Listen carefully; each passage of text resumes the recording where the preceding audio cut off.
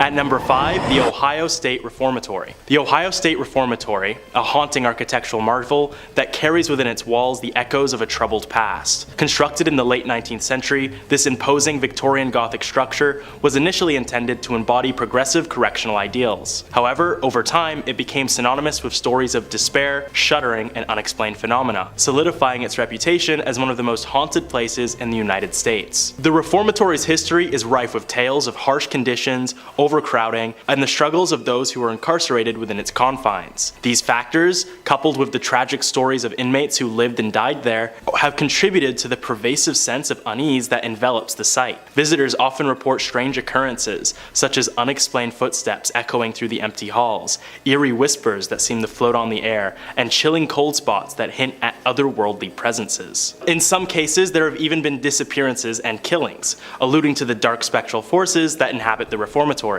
One of the most famous aspects of the Ohio State Reformatory is its appearance in the movie The Shawshank Redemption. While the film highlighted the reformatory's grim atmosphere, its true history is far richer and more complex. The architecture itself tells a tale of a bygone era, with its intricate detailing and imposing structure standing as a stark contrast to the stories of suffering that unfolded within its walls. Guided tours and events at the reformatory allow visitors to explore its various sections, from the imposing cell blocks to the eerie solitary confinement area, known as the Hole, creating an immersive experience that evokes a sense of timelessness. The stark contrast between the ornate exterior and the haunting interior serves as a poignant reminder of the complex and often troubling history that defines the reformatory. While some may dismiss claims of paranormal activity as mere superstition, the stories and experiences recounted by those who have visited the Ohio State Reformatory are difficult to ignore. The combination of a somber history, decaying architecture, and the mysterious ambience that permeates the air makes for an unforgettable experience that lingers long after the visit is over.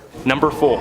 Molly Stark Sanatorium. The former Molly Stark Hospital, located in Molly Stark Park in Ohio, is a haunting relic of a bygone era. Once a treatment center for tuberculosis patients, the decaying building exudes a ghoulish aura, with vines snaking over ancient brick, shattered windows, and faded stone. Closed for over 2 decades, the hospital's dilapidated state has attracted ghost hunters and paranormal enthusiasts, leading to the erection of a barbed wire fence to deter trespassers. Owned by the Stark County Park District, the property offers public tours to its exterior, revealing intricate architectural details and a fascinating history. The hospital, originally constructed in 1929 at a cost of around $1 million, treated tuberculosis patients until the 1970s, and later served as a mental health facility and a rehabilitation center for those suffering with addiction. The tour provides insights into the hospital's architectural flourishes, including a portico and stone-carved religious symbols, reflective of the faith that played a role in caring for those afflicted by tuberculosis. The hospital's conditions quickly began to decline in the mid-1970s, after reports of ghost sightings within the hospital. Patients and staff alike bore witness to the likes of victims of tuberculosis, despite the fact that treatment for the illness was invented 20 years prior. These now-deceased patients were known to disrupt medical examinations, cause mass hysteria among patients and staff, and even cause many disappearances within the hospital. The amount of distress these apparitions caused eventually led to the hospital's closure in 1995. Nowadays, the site's haunted reputation draws curiosity seekers, but the tour focused mostly on the building's history rather than the many ghosts that still scuffle about the old hospital. Number 3. Sarcastic Fringe Head. At first glance and description, the sarcastic fringe head doesn't sound particularly horrifying. It looks about as funky as most things you would see in an aquarium. And the name might make you wonder a little bit if it's got a reputation for being sassy, like maybe this is the fish that's always backhandedly complimenting you, which would be terrifying in its own right, but not for the reasons we tend to highlight on this channel. No, the sarcastic name comes from the fish's kind of dour expression, and I definitely do see where that's coming from, because looking at photos of me, it looks like it's judging me just a little bit for my life's choices. Now, when this fish opens its mouth, you'll understand why it earned a spot here. The sarcastic fringe head's mouth can open up wider than its body, creating this delightful image you see here, and you will probably be seeing for the rest of your days. Now, if you're a little freaked out looking at this fish that looks like it crawled out of the upside down, that's understandable. But what if I told you that these fish have kiss fights? Sarcastic fringe heads fight for dominance with other fringe heads by expanding their very wide mouths and then pressing them together as a display to show who's got the biggest mouth. This is also how they attract mates, fighting off other fish and smacking their lips together to impress all the lady fringe heads, showing them just how wide their mouths go. And man, it has taken so much restraint right now to be talking about this and trying to keep this at a PG rating. Number 2. Frilled shark. A frilled shark, all things considered, sounds pretty cute. Maybe you're picturing a shark with lovely frills hanging off of it like some other fish have, like a cool fringe denim jacket. Or maybe you're picturing a shark wearing something lacy and frilly.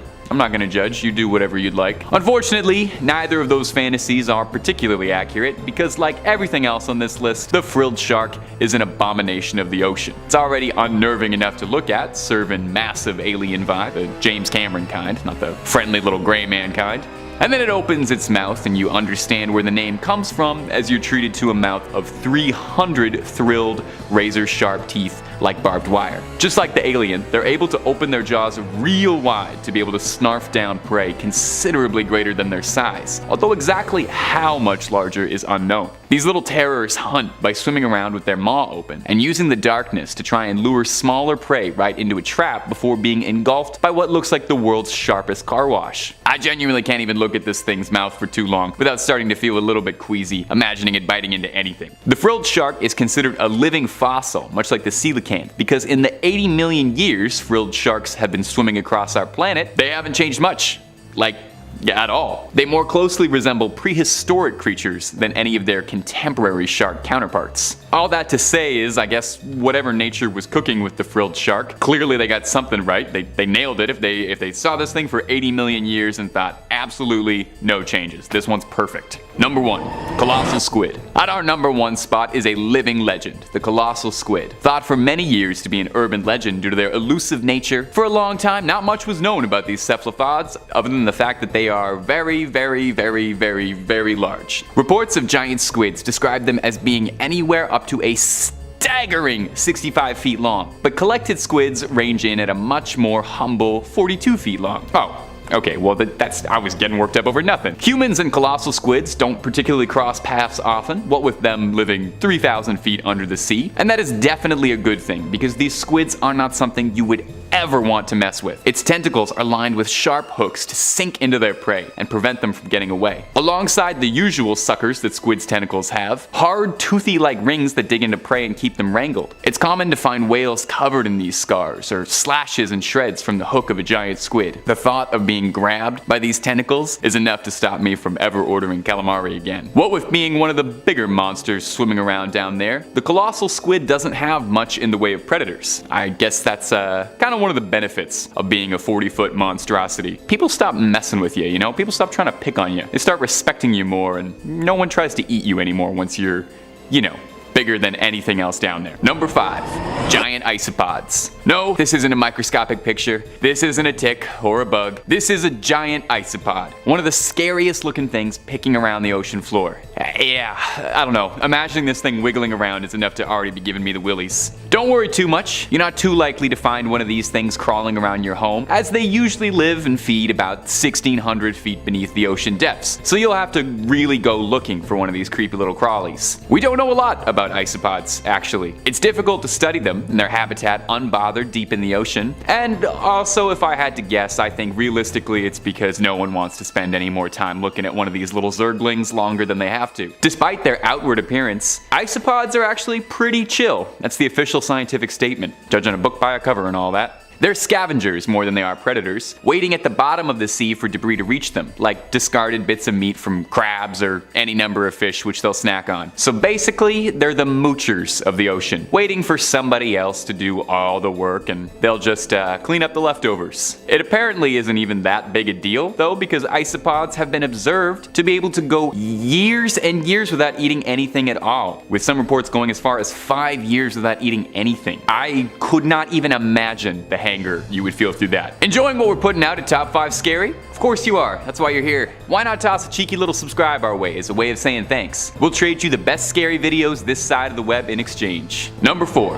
Barrel eye fish. Has anyone ever accused you of being empty-headed? I know that's something I've heard a lot in my time. I don't really know what that means. Unfortunately, my head, hollow as it might be, does not allow you to see inside because I am not a barrel eye fish, a being which is cursed to have a window for a forehead. The barrel eye fish may be one of the most confusing looking things under the sea. I mean, take a look at this thing. It kind of looks like it's not finished yet, you know? Like this fish was late for school and it forgot to put its face on. It's got its eyes inside its head and has a translucent head to accommodate that. You know, the rest of all life thought eyes on the outside, but the barrel just had to stand out and be different. Those two big green orbs are the fish's eyes, tinted with a sort of biological sunglasses kind of deal to help it zero in on light above it. The barrel eye uses its bizarre eyes to look upwards, tracking the shadows of its prey and then fixating on it. You wouldn't expect a creature that looks this weird to be an effective predator at all. Special organs on the fish's belly called soles deflect light from the creature's insides, illuminating the deep sea around it and also letting it camouflage. So this weirdo transparent head fish is also a mobile swimming light show. Just goes to show how absolutely amazing life down in the abyss is, where creatures will naturally adapt to their surroundings to evolve to have a flashlight built into them. Bless you, barrel eye fish.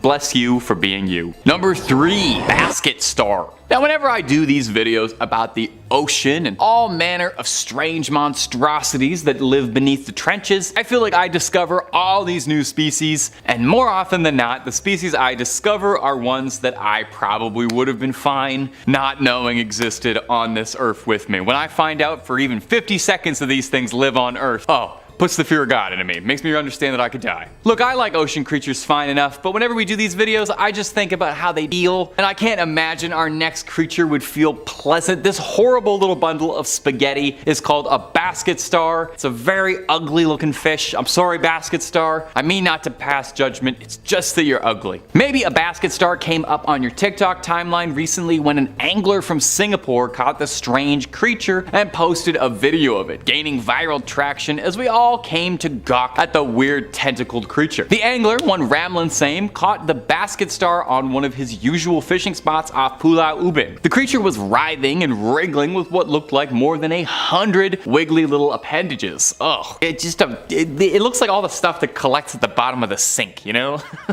Looks like if you put your finger in that, you'd never get it back. I just don't like looking at it. At the time, he thought at first that it was just a bit of seaweed being pushed around by the waves, and when he pulled it up, he thought that possibly the creature was an alien, which I totally get. If I pulled this thing out of the water, I would be calling the FBI. Now, while that would have been pretty cool, it's just this freaky little critter. Now, because they're deep sea creatures, it's rare that humans get to see basket stars up close or study them, which is what made Ramlin's catch all that much more interesting. We actually don't know a ton about these bizarre little creatures. But the other thing that made it so interesting is just because, come on, look at how weird this little pile of noodles is. That exists. That exists on the same planet as you.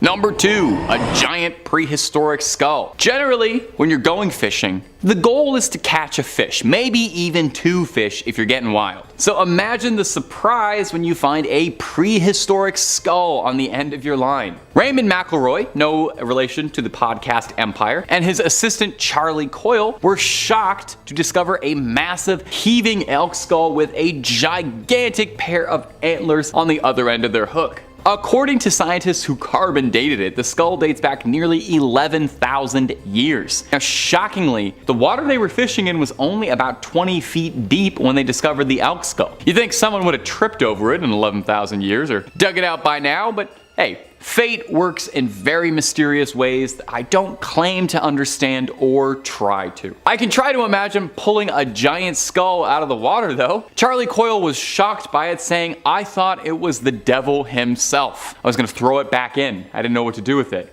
At the very least, hanging it up as living room decor, man, above the fireplace, above the mantle. It would go great. Now, the skulls and the antlers of the giant elk once belonged to an extinct ancient species known as the Megaloceros giganteus, and I know I'm gonna end up making a bunch of videos about the Megaloceros the way I did the Megalodon and the Titanoboa. It's entirely possible. This species has been extinct for nearly 11,000 years and was one of the largest species of deer to ever trot around the world. How it ended up in a lake in Ireland to get caught by a pair of fishermen, kind of above my pay grade.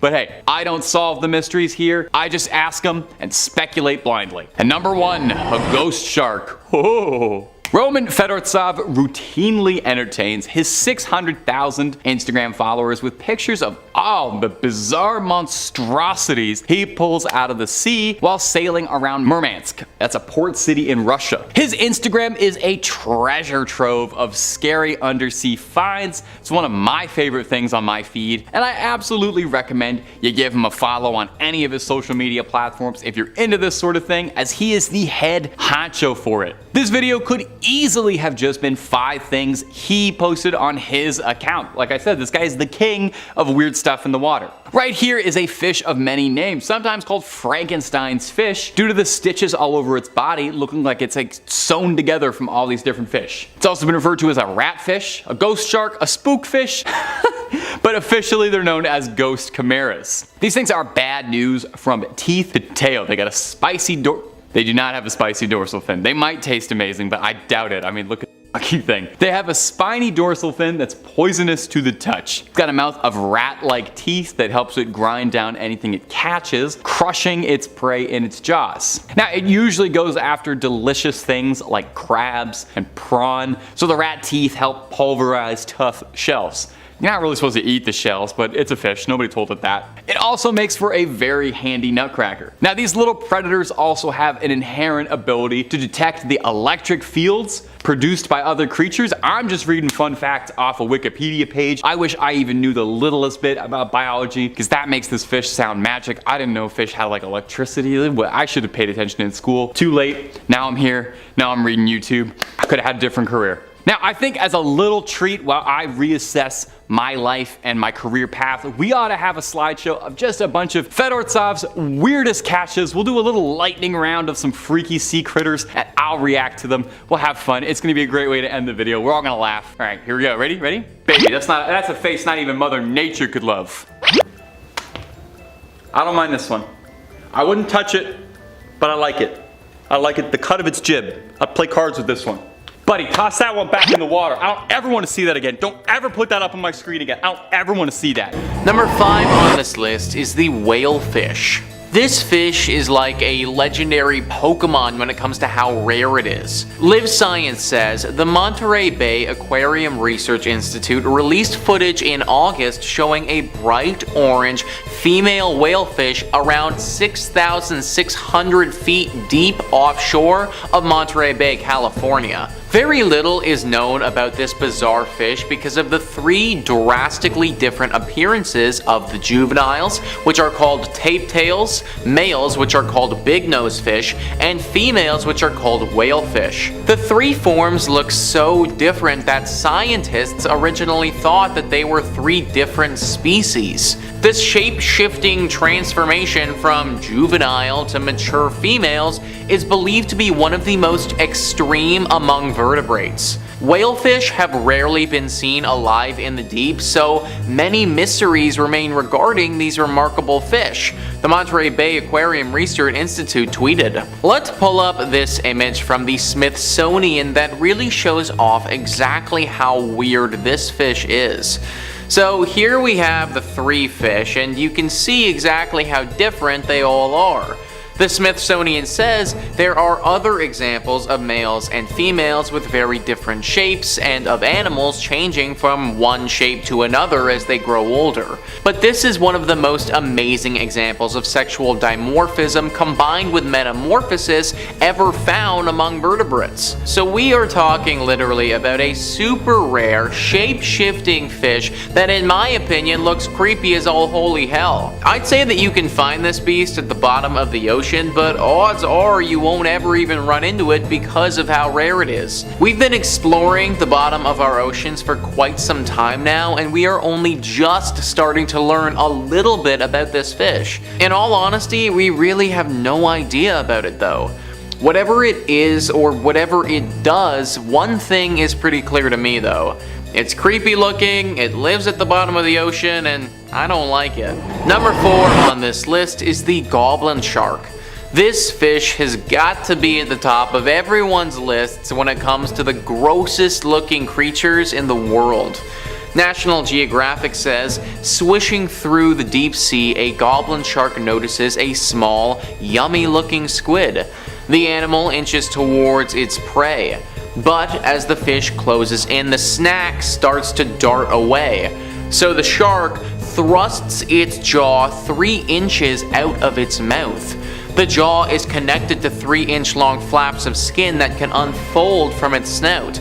The predator then grabs the squid in its teeth. After scarfing down the meal, the shark fits its jaw back into its mouth and swims off. That's right guys, a goblin shark's top and bottom teeth are attached to ligaments or bands of skin tissue tucked into its mouth. When prey is just out of reach, the shark extends the elastic tissue out of the mouth to nab the grub. This allows the animal to chow down on snacks such as teleost fish and squid. It also makes the shark one jaw-dropping fish. These disgusting looking creatures like to live right at the bottom of the ocean and are native to the oceans around Japan. There are also some of them off of South Africa and in the ocean water surrounding Portugal. They can grow to be 12 feet long and weigh almost 500 pounds. These aren't monsters, but they may as well be. A 500-pound beast with a detachable jaw that looks like a goblin just chilling at the deepest, darkest part of the ocean. I truly cannot think of a whole lot of creatures I would rather run into than this freaking thing. Number 3, bulldog fish. Catfish, wolverine fish, now bulldog fish. When are we just gonna have a fish, you know? The bulldog fish, or the Xenactinus oryx. That sounds like a Decepticon, doesn't it? Xenactinus oryx? Roll out. Well, it's Autobots. Never mind. This thing can truly teach a new dog some old tricks, like 90 million years old tricks, because our newest discovery is actually a really old one. Extinct, thankfully. You wouldn't want to haul this thing up in your net. The Dino of the Week blog states that some of the longest bulldog fish ever may have once even measured up to 6 meters long. Yeah, that's like a regular sized shark. The bulldog fish fossils may be quite valuable as well. A fully intact, complete framed specimen sold for about $110,000 at Sotheby's auction house. Is this the reason fish and chips are so expensive nowadays? Like, what's going on here? This scary dude roamed the warm, shallow waters of the Western Interior Seaway that split America in 2 halves during the Upper Cretaceous period. Distinguished by their heavy, bony skull and armed to the tooth with teeth like a nightmare, last year, Andy Moore, a local fisherman, made a discovery while taking part in a fishing competition in Nebraska. When he brought his kayak over to free his line, he first thought that it was a skeleton of something that had recently died, so he just returned back to his tournament. He contacted the sheriff's department after the tournament, worried, and they got back to him saying it was his lucky day. Dude, imagine just reeling in a 90 million year old fish during a fishing tournament. Like, I hope he won. That's definitely first place, isn't it? Oh, Andy? Oh yeah, caught a 90 millioner, yeah. Number 2, the barrel eye fish. Tubular eyes, bro. No, seriously, your tubular eyes actually are very rare and also significantly puzzling. Say hello to the barrel eye fish, or the Macropina microstoma from the Opisthoproctus species, meaning backwards in Greek, to signify their uniquely designed flipped up eyes luminously inside, alive in their head, or backwards. Generally directed upwards and back to detect the silhouettes of both predator and prey, although they can move their eyes back to forward. Basically, they have a sunroof above their head that they can look up from inside their own head. Hey, that's pretty tubular, bruh. They can be found deep in tropical waters in the twilight zone, between 600 and 800 meters down. There are fish that gaze upwards through their transparent heads with eyes like mesmerizing emerald orbs. These domes are huge spherical lenses that sit on a pair of long silvery eye tubes, hence its common name. The barrel eye fish has a green tint over their eyes, which even acts as kind of like a sunglasses to help them track down prey in any sort of lighting. There is literally nowhere to hide, even for a bioluminescent fish. Barrel eyes are one step ahead the entire time. After years of only seeing dead, net-caught specimens, in 2021, Bruce Robinson with the Monterey Bay Aquarium Research Institute in California and their high-def cameras finally got a pretty good look at these dudes using remotely operated vehicles. Dude, these are apparently really rare. Side note, is this how fish are evolving? Like their heads are becoming see-through all of a sudden? Because this is terrifying. Like, imagine a shark with a sunroof. Number 1, the snapping shrimp. This little guy, the snapping shrimp, aka the pistol shrimp, aka mussel in the Alphidae family. Sounds like a mafia family, doesn't it? Hey, I'm a pistol shrimp with the Alphidae family, who's asking? This little thing can literally create a sonic boom under the water right before and as it's attacking you. That's not scary at all. It's so fast you literally don't even know what's happening due to the stun alone and how fast it is. You won't see it coming, you might hear it coming. This thing's sound is that big, it creates a sonic boom. We know nothing, Jon Snow. Like, they're apparently found in coral reefs and oyster reefs. These pistol shrimp hit their prey at over 100 kilometers per hour. In doing so, a large air bubble is created, and because of this, Mike Tyson shrimp is so quick with the jab, the following pop is around 200 decibels. It has a punching hand and a claw hand, like a jab and a cross. The sound stuns their prey first and resembles sticks breaking or cracking of a knuckle under the water. But don't panic, not in any lakes or freshwater, they live in tropical seas. They're usually muddy green or orange in color, usually only about that big. Scientists found that actual light is produced when the bubble pops due to the high temperature and pressure under the water. They're the only ones so far that can do this. I mean, this is pretty sick.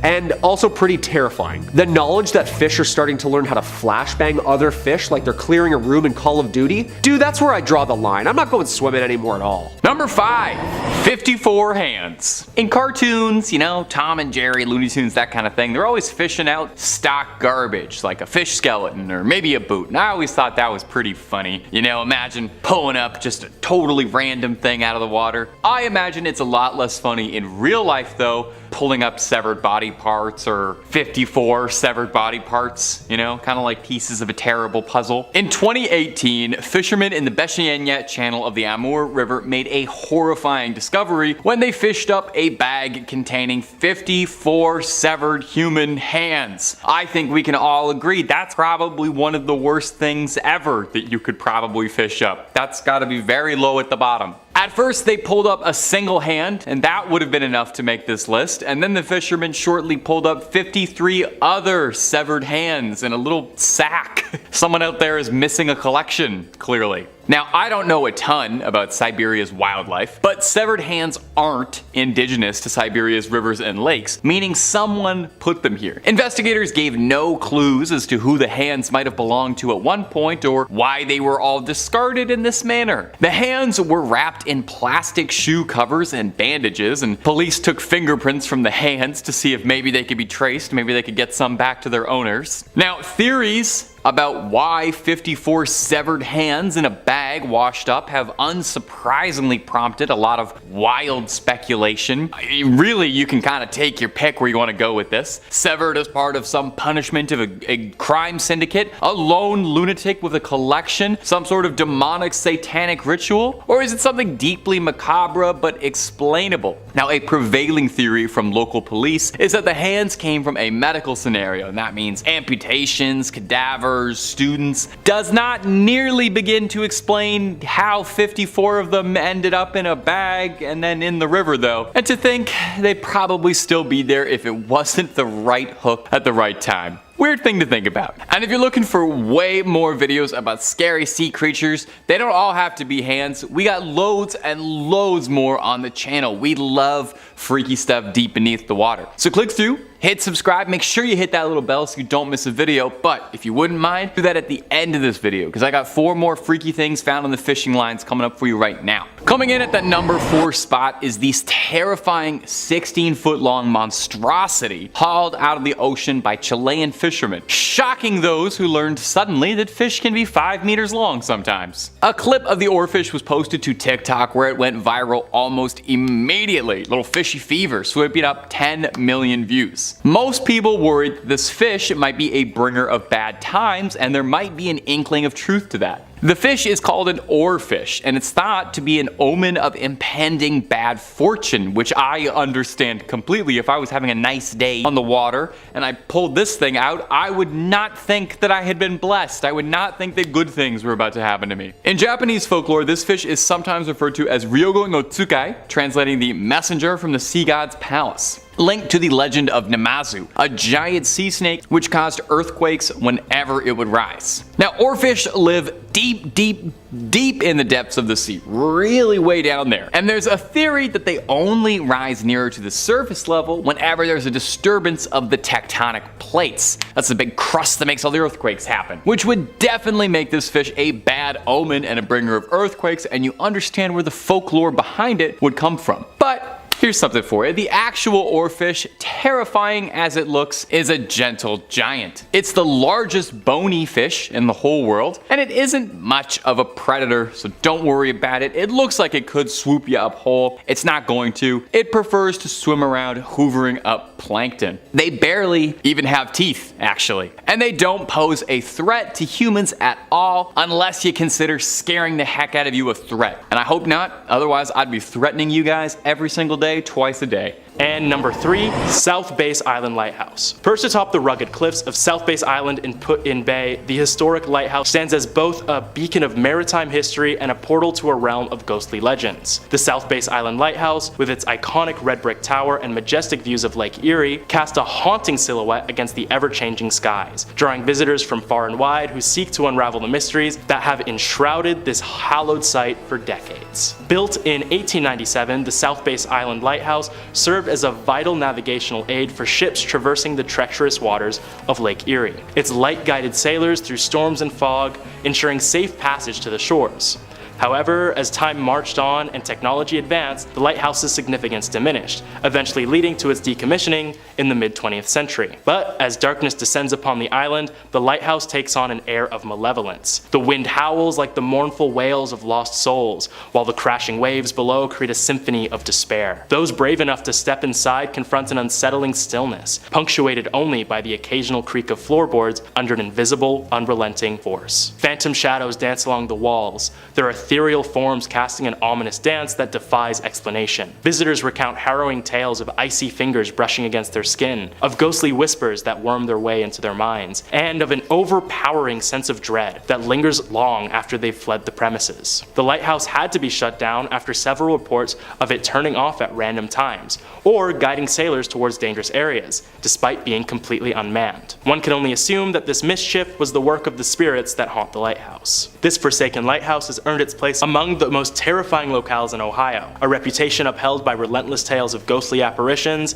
unexplainable phenomena, and an atmosphere so saturated with maleficent energy that it leaves visitors trembling in its wake. Whether driven by morbid curiosity or a thirst for the macabre, those who dare to cross the threshold into the South Base Island Lighthouse do so at their own peril. For here, in the heart of the lighthouse's labyrinthine corridors, the boundary between the living and the spectral blurs, and the chilling embrace of the unknown reaches out to ensnare those who dare to seek it. And at number 2, Moonville Tunnel. Deep within the remote woods of southeastern Ohio lies a sinister enigma shrouded in darkness, the Moonville Tunnel. This desolate and haunted passage, long abandoned by the living, stands as a portal to a realm where reality intertwines with the supernatural, and where the unwary may find themselves vanishing into the void if they dare to tread too close. The Moonville Tunnel, a vestige of an era past, was once a vital conduit for a long-forgotten railway. Yet, as time eroded the tracks and decay seeped into its very stones, a chilling transformation occurred. Stories of ghastly apparitions and eerie encounters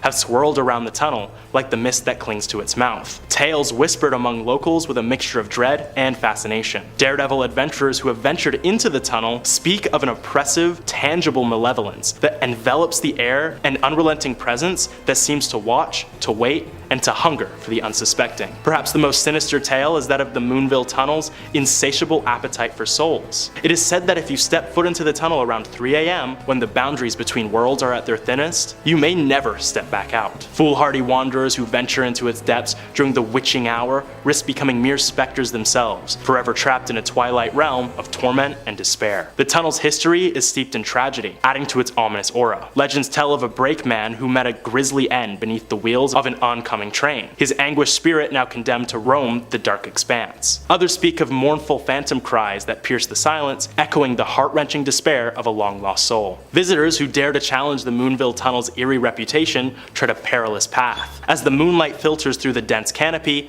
casting ghostly shadows upon the tunnel's yawning maw. A feeling of being watched intensifies. Footsteps echo with an eerie resonance, their sound swallowed by the blackness ahead. Time itself seems to warp, stretching and distorting reality as though beckoning the unwary to step beyond the veil. To approach the Moonville Tunnel is to court danger, to teeter on the precipice of the unknown. It is a place where the boundary between the living and the dead blurs, where the rules of our reality are subverted by forces beyond comprehension. As the wind whispers secrets and the very earth seems to hold its breath, those who venture too close may find themselves joining the ranks of the vanished, a chilling testament to the dark and untamed forces that linger within the haunted confines of Moonville Tunnel. Coming in at number 1, Franklin Castle. Franklin Castle, an imposing Victorian mansion nestled in the heart of Cleveland, Ohio, stands as an enigmatic edifice brimming with dark secrets and eerie tales that have earned it a reputation as one of the most haunted houses in America. With its intricate architecture, turrets, and ornate details, the castle's exterior belies the chilling stories that have swirled around it for generations. Built in the late 19th century by German immigrant and banker Hans Tiedemann, the Franklin Castle was intended to be a symbol of prosperity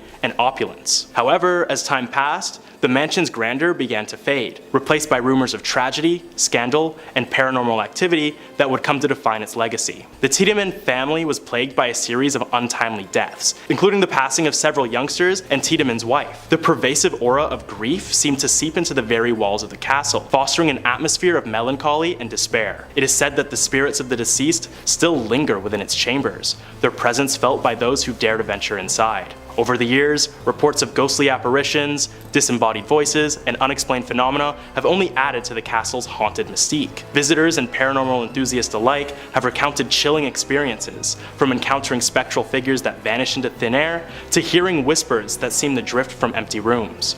Cold spots and sudden drops in temperature are often attributed to the presence of otherworldly entities, and of course the few unlucky folks who, seemingly out of random, would receive the same curse as Tiedemann all those years ago. The castle's haunted reputation has been further fueled by the stories of secret passageways, hidden rooms, and a mysterious woman in black who is said to roam the halls. These elements, combined with the mansion's unsettling history, have led to countless investigations by ghost hunters and paranormal experts seeking to unlock its mysteries. Number 5, Wolverine fish. Hugh Jackman, if you're watching this and you like scary stuff, this first one's for you, my dude.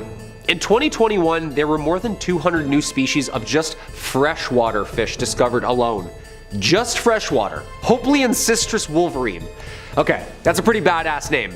And a badass looking fish. There's no way in hell I'm taking that thing off of a hook with my hands. Are you kidding me? And you wouldn't want to either, because these fishes have strong lateral curved spikes called endontus tucked underneath their gills, which at any time they can extend and jab at their prey with these spiky prong-like claws, hence the name. For those of you who don't know Wolverine, he's an X-Men with claws. It kind of goes hand in hand here, you know? The wolverine fish is actually a catfish, however, that grows up to only about 6 or 7 inches long. They get their name from both the barbed razor-sharp prongs associated with them and the temper and aggression inside of them. Yeah, so like full-blown Wolverine-style anger. Luckily for us, they live in between rocks found so far in the Brazilian river of Rio Xingu in the lower Amazon that I don't think you're gonna swim into any one of these soon. I feel like that's where the scariest fish are, the Amazon. Also, kind of confusing biologists, so many species and names alike but not alike. Catfish, wolf fish, half wolf, half man, X-Men fish. Like every day there's a new fish. Wolverine fish are only herbivores and graze on algae and detritus tucked away deep under rocks, so the likelihood of you just like stepping on one of these are pretty low. Might scare you away from their home, but they won't eat you. Just don't go flipping over any rocks and reaching underneath murky water in the Amazon. That's all I can say for this one. Number 4, alien fish? Well, one magnificent alien fish, Advena magnifica, which translates to magnificent alien, hence the name. No, it's not from outer space or anything, don't panic. Technically, it's not even a fish. This sea sponge literally gets its name because it just looks like E.T. Hey, I didn't name it, they did. To be fair, it does look like E.T. the alien, come on. The long neck, the huge head, the big eyes, it's literally perfect. This year, a new sea sponge was discovered officially. Well, plucked back in 2017, but they're sure now that it's a completely new species. Over 6,000 feet deep in the Pacific Ocean, research team from the Smithsonian National Museum of Natural History came upon a mesmerizing seascape. Dr. Chris Ma of the team dubbed the scene, quote, a forest of the weird. The sea sponge rises up from the seafloor to look exactly onto the direction of the current, mouth open, hoping to swallow up some bacteria to eat. That's sick. Just an alien sponge sticking their ET heads out, catching the breeze, hoping for some fast food. Doesn't sound like a bad gig. The two holes of the sponge that give it its signature ET eyes appearance are clearly visible on the outside of its head. These holes, technically oscules, serve as openings of which the sponge pumps water out of. The sponge is covered in even tinier pores where the water is drawn into the sponge along with tasty bacteria and other small prey. Just sucked in through small chambers and the water's pumped out through a bunch of canals. Cristiana Castello Branco, the researcher who found this deep-sea gray, explains the importance of this discovery by saying, quote, as all of these organisms are intricately connected, by documenting and describing marine biodiversity, we are building a better understanding of life and the impact of humans on Earth. Yeah, 100% we're all connected. Let's give these little dudes some clean water. How about that, people, all right? No more Mountain Dew bottles just thrown into the lake. Pick it up. Number 3 on this list is the proboscis worm. I don't care what anyone says, this has to be a monster. Just based on literally how freaking gross it is, it needs to be qualified as a monster. This species is also known as ribbon worms, and there are actually a ton of ribbon worms in the world. The ones I'm talking about reside deep at the bottom of the ocean. These ones usually grow to be bigger than the other ones in the world. The Smithsonian Magazine says the largest species of ribbon worm is the bootlace worm, which can be found writhing among rocks in the waters of the North Sea. Not only is it the largest nemertean, but it may also be the longest animal on the planet. Uncertainty remains because these stretchy worms are difficult to accurately measure, but they have been found at lengths of over 30 meters and are believed to even grow as long as 60 meters longer than the blue whale. Despite their length, they are less than an inch around. Now, these creatures don't have any natural predators, and let me tell you why. Because they look disgusting. Like, let me ask you guys, would you want to eat that? I would straight up need to be starving, and there would literally need to be nothing edible left on the planet other than this thing before I decide to take a bite. It literally looks like a large intestine that just slithers across the bottom of the ocean. Shockingly enough, this is a real thing though, and you can find it chilling in deep waters. Number 2 on this list is zombie worms. We aren't quite done with the worm talk yet, guys, because now we have got to look at zombie worms. Zombies are a pretty terrifying monster, so are these just like them? The Smithsonian says zombie worms don't crave brains, instead they seek bones. The 1 to 3 inch Osedax worms were first discovered in the bones of a rotting gray whale on the deep sea floor, nearly 10,000 feet deep in 2002. Since then, more Osedax species have been discovered. There are 26 according to the World Register of Marine Species. Zombie worms don't eat mineral bones directly, instead they digest fats within the bone. However, their style of eating is quite different from ours because they don't have a mouth or a stomach. They secrete an acid from their skin that dissolves bone, freeing up the fat and protein trapped inside. Then, symbiotic bacteria living in the worm's body digests the fat and protein.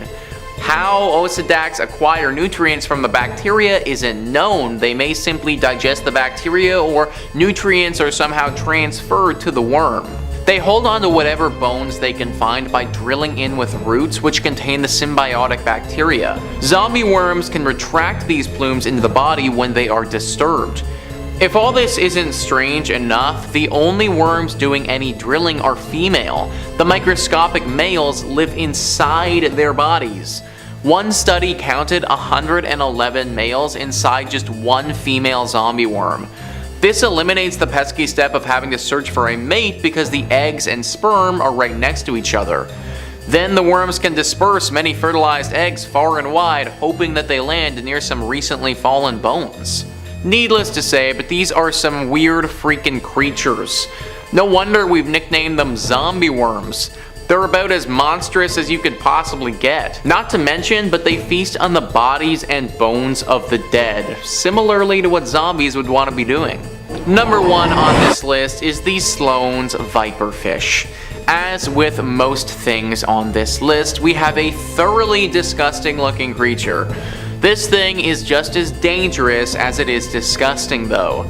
The Twilight Zone says, like many of the inhabitants of the deep sea, Sloane's viperfish sport light-producing organs called photophores along its body. These flashing blue, green, or yellow lights might attract tasty snacks, but they're most useful for masking the fish's silhouette from predators below. They're also useful for grabbing a meal. When prey comes near, the viperfish drops a glowing light on its dorsal fin ray like a fishing lure in front of its mouth and snap! A muscular jaw filled with clear, sharp teeth comes crashing down like a guillotine.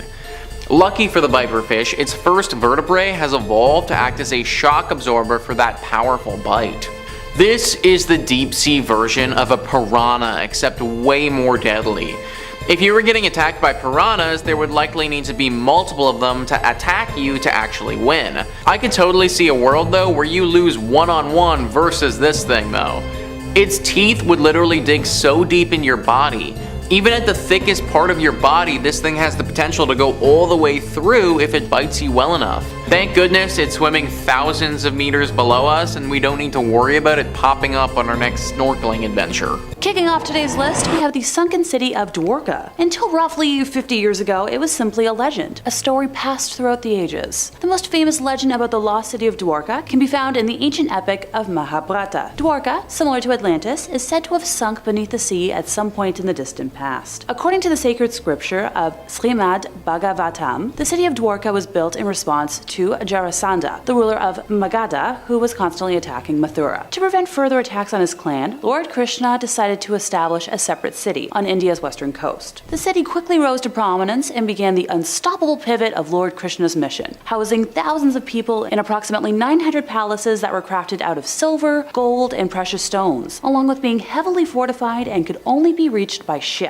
At the time, the city of Dwarka quickly became a talking point around the world, inspiring awe and wonder. According to the Mahabharata's 23rd and 34th stanzas, the city was inundated and submerged by the Arabian Sea on the day that Krishna departed the earth to join the spiritual world after 125 years, and this is when the Kali age began. The ocean's deity reclaimed the land, sinking the lost city of Dwarka, but sparing Lord Krishna's palace. It is also said that the lost city of Dwarka was attacked by Vimana, a flying machine. The description of the fight encourages ancient alien theories, as it appears that it was fought with sophisticated technology and powerful weapons from orbit. The spacecraft launched an attack on the city using energy weaponry, which resembled a lightning strike to onlookers, and it was so devastating that much of the city lay in ruins following the attack. A marine scientist discovered remnants of an underwater civilization near the coast of Dwarka, the city that's still on land that is, in the 1970s, and in 2002, scientists discovered an extremely advanced civilization from the past lying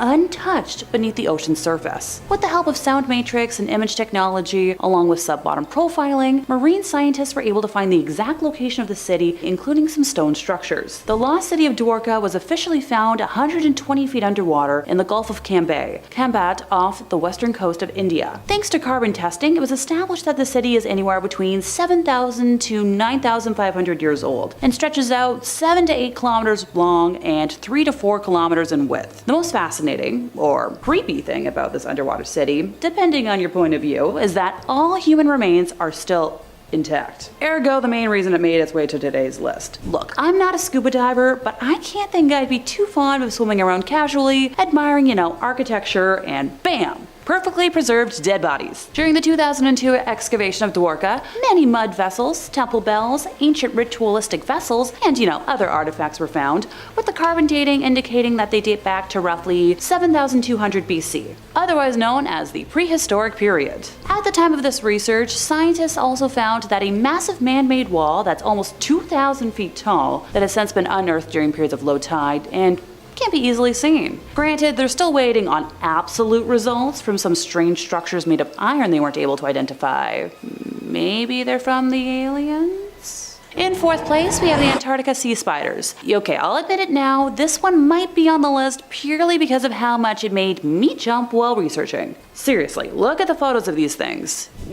Yeah, this reaction is genuine. If I get nightmares tonight, I'm blaming y'all, okay? Before I start talking specifically about the big guys, time to dive into exactly what sea spiders are. Sea spiders are marine arthropods of the Pentapoda order and belong to the Pycnogonida class. They're cosmopolitan, and well, to some of us that sounds like a fancy drink. It just means they're found in oceans around the world. Lucky for me. There's over 1,300 known species, and they have legs ranging from 1 millimeter to over 70 centimeters in length, and that's over 2 feet in length. While most of them are towards the smaller end of this range, that won't qualify as terrifying now, would it? Although sea spiders are not true spiders, or even arachnids, their traditional classification as chelicerates would place them closer to true spiders than to other well-known arthropod groups, such as insects or crustaceans if correct. Sea spiders tend to either walk along the bottom of the ocean with their stilt-like legs, or just swim above it using an umbrella pulsing motion. They're mostly carnivorous predators or scavengers that feed on sponges, polychaetes, and bryozoans. Alright, time to talk specifically about the big guys. Those really long legs I mentioned a moment ago are everything to the Antarctic sea spider, since they're where its vital organs are kept, because it doesn't have much of a body. Its proboscis is also important because that's what it uses to suck the insides out of worms,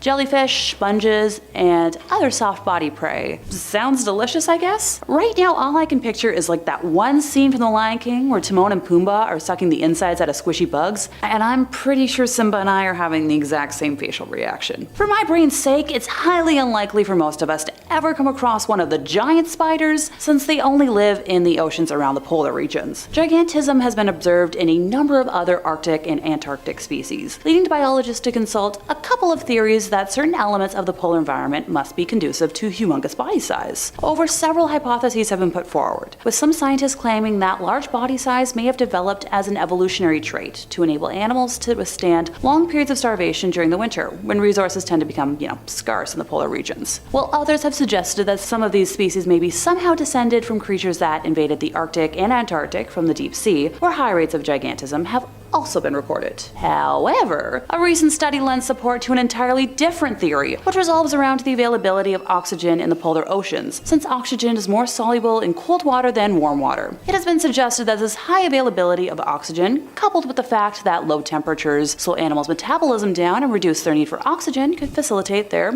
gigantism. And hey, they're not venomous, so overall, they're not as dangerous. But that's not gonna stop my fears. You wouldn't really expect anything horrifying to exist in Newfoundland. It's a very pleasant place. You think it's mostly just chips and Jig's dinner all the way down. Well, for Gary Goodyear, a fisherman out of Templeman, Newfoundland, he pulled this long-nosed chimera out of the water and gave himself quite the shock. His nets went some 2,000 feet down into the water, where he unearthed this long-beaked mystery fish. When he pulled it up, the crew could not believe what they had seen. It was not at all what they were expecting. I have to include this quote from one of the articles because it's too Newfie not to include. Goodyear said, "We're hauling away, and by I seen this coming around the roller. I said, 'Good God, what in the heck is that?'" Now, when he first pulled it up, he wondered at first if it might have been a platypus because of the impressive snoot on the beast. He described this pelagic nightmare's beak as being very rubbery, like cartilage. No one on the boat had any idea what they had found, so they kept the body of the fish and took it to a local fishery in the hopes that someone could properly ID their mystery monster. Luckily, somebody actually knew, and it got correctly identified as a long-nosed chimera, an ancient deep-sea dwelling fish famous for its green eyes and, putting this gently, its monstrous appearance. The reason that its nose felt like cartilage is because the fish is completely cartilage from nose to tail. It's actually boneless. So this fish is a spineless coward. The creature most likely perished as it was being pulled up. An extreme pressure change from being 2,000 feet beneath the sea gave it a serious case of the bends. Maybe was a blessing in disguise, because I'm not sure I'd want to see this thing alive. I'm not sure I'd want to see it thrashing around on the floor of a commercial fishing boat. I think that wouldn't be good for anybody. Number 2, decorator crab. Our next spot comes to us all the way from Thailand. Some local fishermen in Koh Yao Noi pulled up their nets while fishing for crabs, and discovered they'd brought up an alien-looking creature with them that mystified them. They couldn't identify this thing. Take a look at this creepy little crawly. Kinda looks like a spider that's got a good fashion sense, got really into accessorizing. But it almost kinda looks like it shouldn't be moving at all. Like it's just some garbage that got cursed into being alive, or maybe some seaweed that developed sentience. The fishermen were understandably pretty puzzled by this thing, so they decided to post a video of the then unidentified critter, hoping to get some answers, and for once, the internet was actually helpful. The creature was correctly identified as a decorator crab, which is not something I'd heard of before this video, but I am so glad I learned about it, and I am even happier that I can pass it on to you. A decorator crab gets its name for its habit of using whatever it can scavenge around its environment to make into camouflage from predators. Now the really cool thing is that they'll use literally anything they can find. Debris, garbage, they'll even use little bits of other animals in a gruesome manner like fins or parts of a crab shell. If it can be attached to it in some way, a decorator crab will stick it to itself. They're covered in tiny Velcro-like hairs that allow them to attach their findings easily. I would love having that. It would save me so much time getting dressed. They've been recorded chewing on things like kelp or seaweed to break them down into more easily attachable accessories. Now most of the creatures on this list have been weird and scary and kind of look horrifying, and I'm not gonna lie, the decorator crab kind of looks pretty scary too, but I absolutely adore the decorator crab.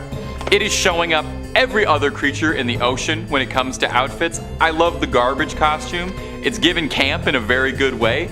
This thing is like a crab Lady Gaga, and I love it. Number 1, Ghost Shark.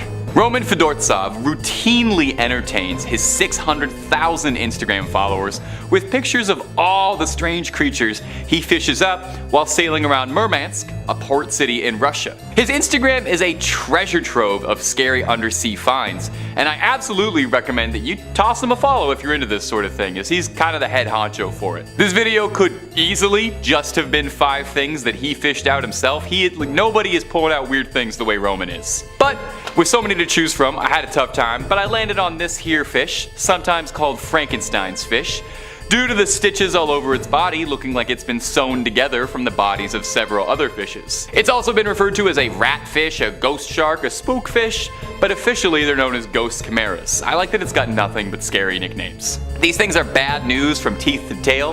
They have a spiny dorsal fin that's poisonous to the touch. It's got a mouth of rat-like teeth that helps it grind down anything it catches, crushing its prey in its jaws. Usually goes after things like crabs or prawns, so the rat teeth help pulverize the shells. These little things also have an inherent ability to detect the electric fields produced by other creatures, and I wish I knew even the littlest bit about biology because this fish sounds like it's magic. Fish also sounds overpowered, not gonna lie. Now I think it's a little treat. We ought to have a little slideshow at the end of just a bunch of Fedortsov's weirdest catches, and I'll just react to them. Ready? Okay, here we go, lightning round. Who would make this? Why would a creature evolve like this? I guarantee you this thing looks cuter as sashimi. That is a face not even Mother Nature could love, if that even is a face. You know what, this one I'm actually kind of coming around to. I wouldn't touch it, I wouldn't order it, but I kind of like it. Number 5, oarfish. Coming in at the number 5 spot is this terrifying 16-foot long monstrosity hauled out of the ocean by Chilean fishermen. Shocking those who learned, like me, that fish can be 5 meters long sometimes. The clip was posted to TikTok, where it went viral almost immediately, sweeping up 10 million views pretty quickly.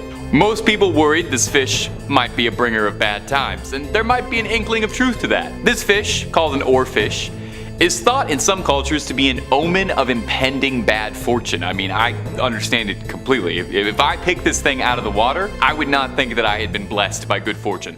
In Japanese folklore, this fish is sometimes referred to as Ryogo no Tsukai, translating to the messenger from the sea god's palace, and I'm sure I butchered that pronunciation, I'm so very sorry. It's linked to the legend of Namazu, a giant sea snake which caused earthquakes whenever it would rise. Oarfish live deep in the depths of the sea. And some scientists theorize that they only ever rise nearer to surface level whenever there's a disturbance in the tectonic plates, which would definitely make this fish a bad omen and a bringer of earthquakes. Now the actual oarfish, once you get aside all the legend, terrifying as it might look, is a bit of a gentle giant. It's the largest bony fish in the world, and it isn't much of a predator, preferring to swim around just hoovering up plankton. They barely even have teeth, to be honest, and they don't really pose a threat to humans. Unless you consider scaring the heck out of you a threat. You want to watch more scary sea creature videos? Well, I got great news for you because we have loads upon loads on the channel. Number 4, green-eyed shark. Now, if the ocean is where all the scariest stuff in the world is hiding, that goes triple for any body of water around Australia, which is home to some of the actual most terrifying entities ever to walk the planet, and swim the planet, and fly the planet. It's where they send the animals that are too hardcore for the rest of the world. An Australian angler, Trapman Bermagee, pulled out this disgusting wretch of a fish, some 2,000 feet beneath the sea. He captioned it, "The face of a deep-sea rough-skinned shark." Now, a little bit of a fake Australian accent there, I can't help it. Unsurprisingly, most commenters wanted to point out how disgusting the thing was, which is very similar to what I'm doing now. And usually I'm a sucker for green eyes, but not on this leathery little monster.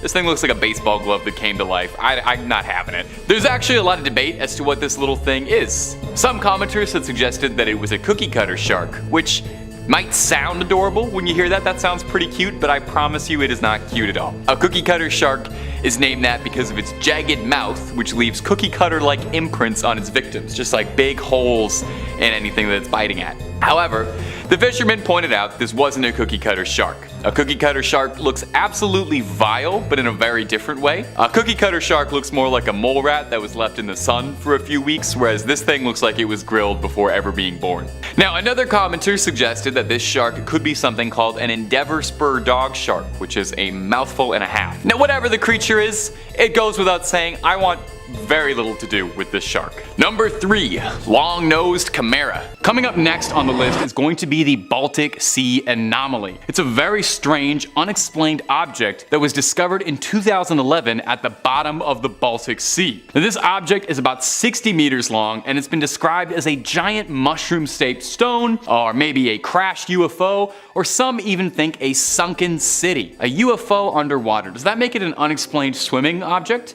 A USO? Of course, there are some who think that the Baltic Sea Anomaly could just be a natural formation formed from years of erosion, but that would be boring. Despite numerous attempts to study the anomaly and try and figure out just what it is, it remains a puzzle to scientists and a source of fascination. I mean, that's why we're still calling it the Baltic Sea Anomaly, not the Baltic Sea we know what it is. Definitely the most scary thing about it is that it's completely shrouded in uncertainty. This thing was discovered by accident. You know, they weren't even looking for it. They were looking for shipwrecks and happened to find it. And since then, it has been the subject of constant speculation. Some, like I said before, believe that it could just be a natural formation, while others argue that this could be a shining piece of evidence towards an ancient civilization or even extraterrestrial life. There are some as well who are concerned that it could be a threat to the environment around it, because there are some studies that have suggested that possibly the object could be leaking toxic chemicals or even, God forbid, radiation, which would have some pretty scary implications for the Baltic Sea and the people who live near its shores. As well, the fact that we know just like so little about this thing makes us wonder what could happen in the future. Could this be a Godzilla situation where this is a sleeping kaiju beneath the oceans that's gonna come up and destroy a city? Probably not, but it could be. The Baltic Sea Anomaly, we may never find out a single thing about it. It's gonna keep our imaginations going for years until we figure out just what it is. Who knows what dangers could be lurking? Could be nothing, but could be something. A reminder of how little we truly know about what lies beneath the water. Number 2, Sakoyam. What is the last thing you think you'd want to discover at the bottom of the ocean? Is it the Kraken? Cursed pirate treasure? A cavern full of misshapen skulls and bones? It's the last one. That's the only real one out of the 3, because that's our next point. This underwater cavern in particular, one Sakoyam, is located in the Yucatan. It's a cenote, and a cenote is a natural pit from the collapse of limestone bedrock that exposes groundwater underneath. And the Mayans sometimes used to use cenotes as places to perform like a little bit of human sacrifice, like just a little bit, like a teeny tiny little bit of human sacrifice. This cenote sits outside the ruins of the ancient Mayan city of Mayapan, south of the capital of Yucatan. It was a major political center from the 12th to 15th century and contained within its stone walls a secret Mayan city. Now, there were around 40 cenotes which served as water sources for the residents and a pretty convenient place to store the misshapen bones of your human sacrifice. sacrifices. Legend says that this particular cenote is noteworthy for being guarded by a feathered, horse-headed serpent, and when researchers dove in, they discovered there were very real reasons to be afraid. Bones scattered across the sea floors. 15 sets of bones marked by 15 bizarrely elongated skulls. These skulls were flattened during infancy. Why the Mayans did this is a bit puzzling to researchers and me. I don't know how much you know about like anatomy and biology, but traditionally this skull works best when it's not flattened. Now, interestingly, researchers believe that these people weren't sacrificed, but rather their bones were laid to rest here to get closer to the underworld as they await the next cycle of rebirth. I only hope we didn't disturb them. I don't want to wake someone up while they're sleeping. And number 1, the Yonaguni Monument. Now, you've definitely heard of the lost city of Atlantis, this mythical city that could have been signs of an ancient technologically advanced civilization that people believe sunk. But have you ever heard of the Yonaguni Monument? It's been called the Japanese Atlantis. It's a mysterious structure found off the coast of Japan that's puzzled scientists and researchers for decades. Some argue that it was crafted by an ancient civilization. Now, the monument itself is a sprawling complex of stone structures, steps and platforms, and the most defining feature is a massive pyramid that looms over it with precise angles and straight lines that make it seem like somebody engineered this thing rather than this thing just happened. It defies natural explanation. Many people believe that this monument was created by some unknown ancient civilization that's been completely lost to history. The design and precision of the stone suggests that it was crafted with care and skill, likely by a culture with technology a little more advanced than ours. If it's a conspiracy you prefer that aliens did it, then definitely it's a possibility that aliens built this thing. Now, others believe that the monument is simply a natural formation, and I can already hear you booing, that has been shaped by the forces of erosion and tectonic activity, as if you really believe in erosion. It's all a scam. They argue that the angles and straight lines are simply coincidental, and the monument is nothing more than a curious formation. Sure, that's plausible, but it does feel like a bit of a cop-out, and I just don't buy it personally. I'm usually more of a skeptic than not, but I have trouble believing that erosion and the passage of time could create something so strongly looking like a lost city. It would just be a very big cosmic coincidence, is all I'm saying. Now, we know so little about the monument, and perhaps we never will, and that's just what makes it so interesting. So you let me know down below, what do you think the Yonaguni Monument is? Something from an ancient culture? Evidence of aliens on Earth long before us? Or just some rocks that happen to look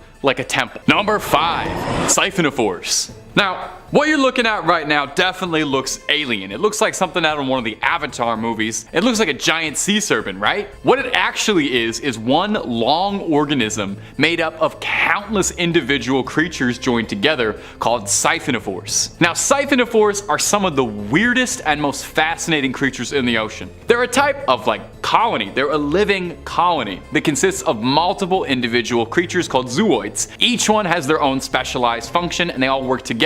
From their appearance and behavior, there's not really a lot of things like siphonophores out there. They come in all sorts of shapes and sizes, but they all share a basic structural design. They consist of a long, slender stem, or like a stalk, with multiple branches or tentacles coming out of it. Each of these branches or tentacles is actually an individual little zooid, specialized for a particular task like feeding, swimming, or reproduction. Oh, everybody's jealous of the reproductive zooids. Always a feeder. One of the most interesting aspects of them, though, is how they eat, actually. They're active predators, and they use those long tentacles to capture small fish and plankton and stuff. However, unlike a lot of predators, siphonophores don't just use their tentacles to capture their prey. What they do is they use these stinging cells called nematocysts, which are located on the surface of their tentacles to paralyze their prey. And once their prey is immobilized, tentacles coil around and bring it to the siphonophore's mouth, which is located at the base of the tentacles. And yep, you are definitely going to be thinking about that tonight when you try to go to sleep. Now, despite all these cool things I have told you,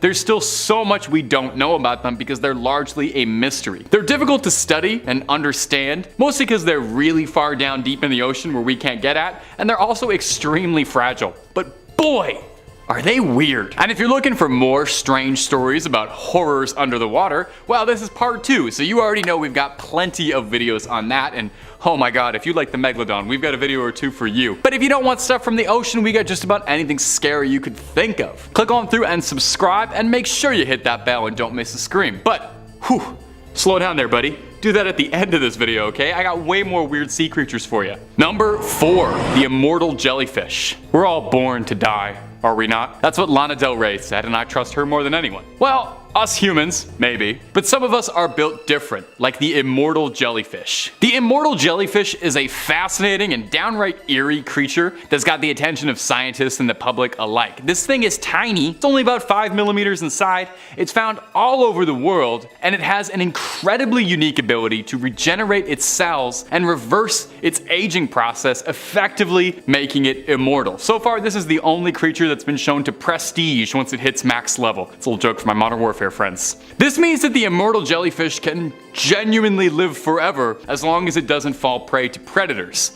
Pretty good deal. While the idea of immortality sounds like a dream, I mean that's like what half of like all science fiction stories are about, is trying to make yourself immortal. The immortal jellyfish has raised concerns about the impact of its population growth on ecosystems. Because these things technically have the potential to live forever, it's got the ability to reproduce rapidly and take over the habitats of other species, disrupting the balance of marine ecosystems. This could lead to an extinction of other species, and who knows what kind of ripples that would have on the food chain. And even though they're pretty small, I think an army of immortal jellyfish are actually kind of scary. Scientists are studying the creature's unique ability to regenerate its cells and hope that maybe they can unlock the secrets of human aging and potentially develop new treatments. This definitely has the possibility to benefit humanity in many ways. It sure would be awesome to live to like 300, but it also raises a ton of ethical questions, and who knows what that kind of technology or research could look like in the wrong hands. If you've ever played the video game BioShock, I feel like you should already know a thing or two about the dangers of harvesting undersea creatures for their DNA to inject into humans. It did not work well for anybody in Rapture. It was terrible there. So maybe it's best we leave those cells inside the jellyfish. In third place, we have the Mariana Trench. I'm just going to apologize in advance because I know I'll slip up at some point, if not every time, and say Mariana's Trench out of habit.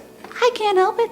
They're my favorite band. Even writing up my points today, I kept adding in the extra S. Feel free to let me know in the comments if you're also a fan. The Mariana Trench is an oceanic trench located in the western Pacific Ocean, about 200 kilometers east of the Mariana Islands, and it is the deepest oceanic trench on Earth. It's crescent-shaped and measures about 2,550 kilometers in length and 69 kilometers in width. The maximum known depth is roughly over 36,000 feet, plus or minus another 80 feet, which is way too much math for my brain. At the southern end of a small slot-shaped valley and its floor known as the Challenger Deep. For reference, if Mount Everest was located at this point in the trench, its peak would still be underwater by more than 2 kilometers. And just remember, that's the world's tallest mountain we're talking about here, not some cute little hike. The Mariana Trench has been a major area of intrigue throughout history, with the trench first being explored during the Challenger expedition in 1875 using a weighted rope, which recorded a depth of 26,850 feet. In 1877, a map was published titled the Tiefenkarte de Grosses Ozeans, or Depth Map of the Great Ocean, for those of us who don't feel like butchering a pronunciation today. Most recently, in 2011, it was announced at the American Geophysical Union Fall Meeting that a U.S. Navy hydrographic ship equipped with a multi-beam echo sounder had conducted a survey which mapped the entire trench to 330 feet resolution. As of 2022, 22 crewed descents and 7 uncrewed descents have been achieved. Some notable discoveries over the years include the 1960 expedition, which claimed to have observed large creatures living at the bottom, such as flatfish that were about 30 centimeters long, and shrimp. In July of 2011, a research expedition deployed untethered landers, or drop cams for those of us that prefer simple English, equipped with digital video cameras and lights to explore this deep sea region. Gigantic single-celled organisms with a size of more than 10 centimeters in diameter, belonging to the class of Monothalamia, were observed. Monothalamia are noteworthy for their size, their extreme abundance on the seafloor, and their role as hosts for a variety of organisms. In December of 2014, a new species of snailfish was discovered at a depth of approximately 26,722 feet, breaking the previous record for the deepest living fish seen on video. During that 2014 expedition, several new species were filmed, including amphipods known as supergiants, bringing us back to that deep water gigantism I talked about earlier. Now, before any of y'all go, but Alexa, why is this scary? Well, it's because it's a constant unknown. Being so large and so deep, something new and creepy is discovered every time people explore its depths. Who knows what's still hiding down there? In second place, we have the blue-ringed octopus. Now, just a little background. An octopus is a soft-bodied, 8-limbed mollusk of the Octopoda order that consists of around 300 different species. Like other cephalopods, an octopus is bilaterally symmetric with 2 eyes and a beaked mouth at the center point of the 8 limbs. The soft body can radically alter its shape, enabling octopuses to squeeze through small gaps. The siphon is used both for respiration and for locomotion by expelling a jet of water. Octopuses have a complex nervous system and excellent sight, and are among the most intelligent and behaviorally diverse of all invertebrates. Octopuses inhabit various regions of the ocean, including coral reefs, pelagic waters, and the seabed. Some live in the intertidal zone and others at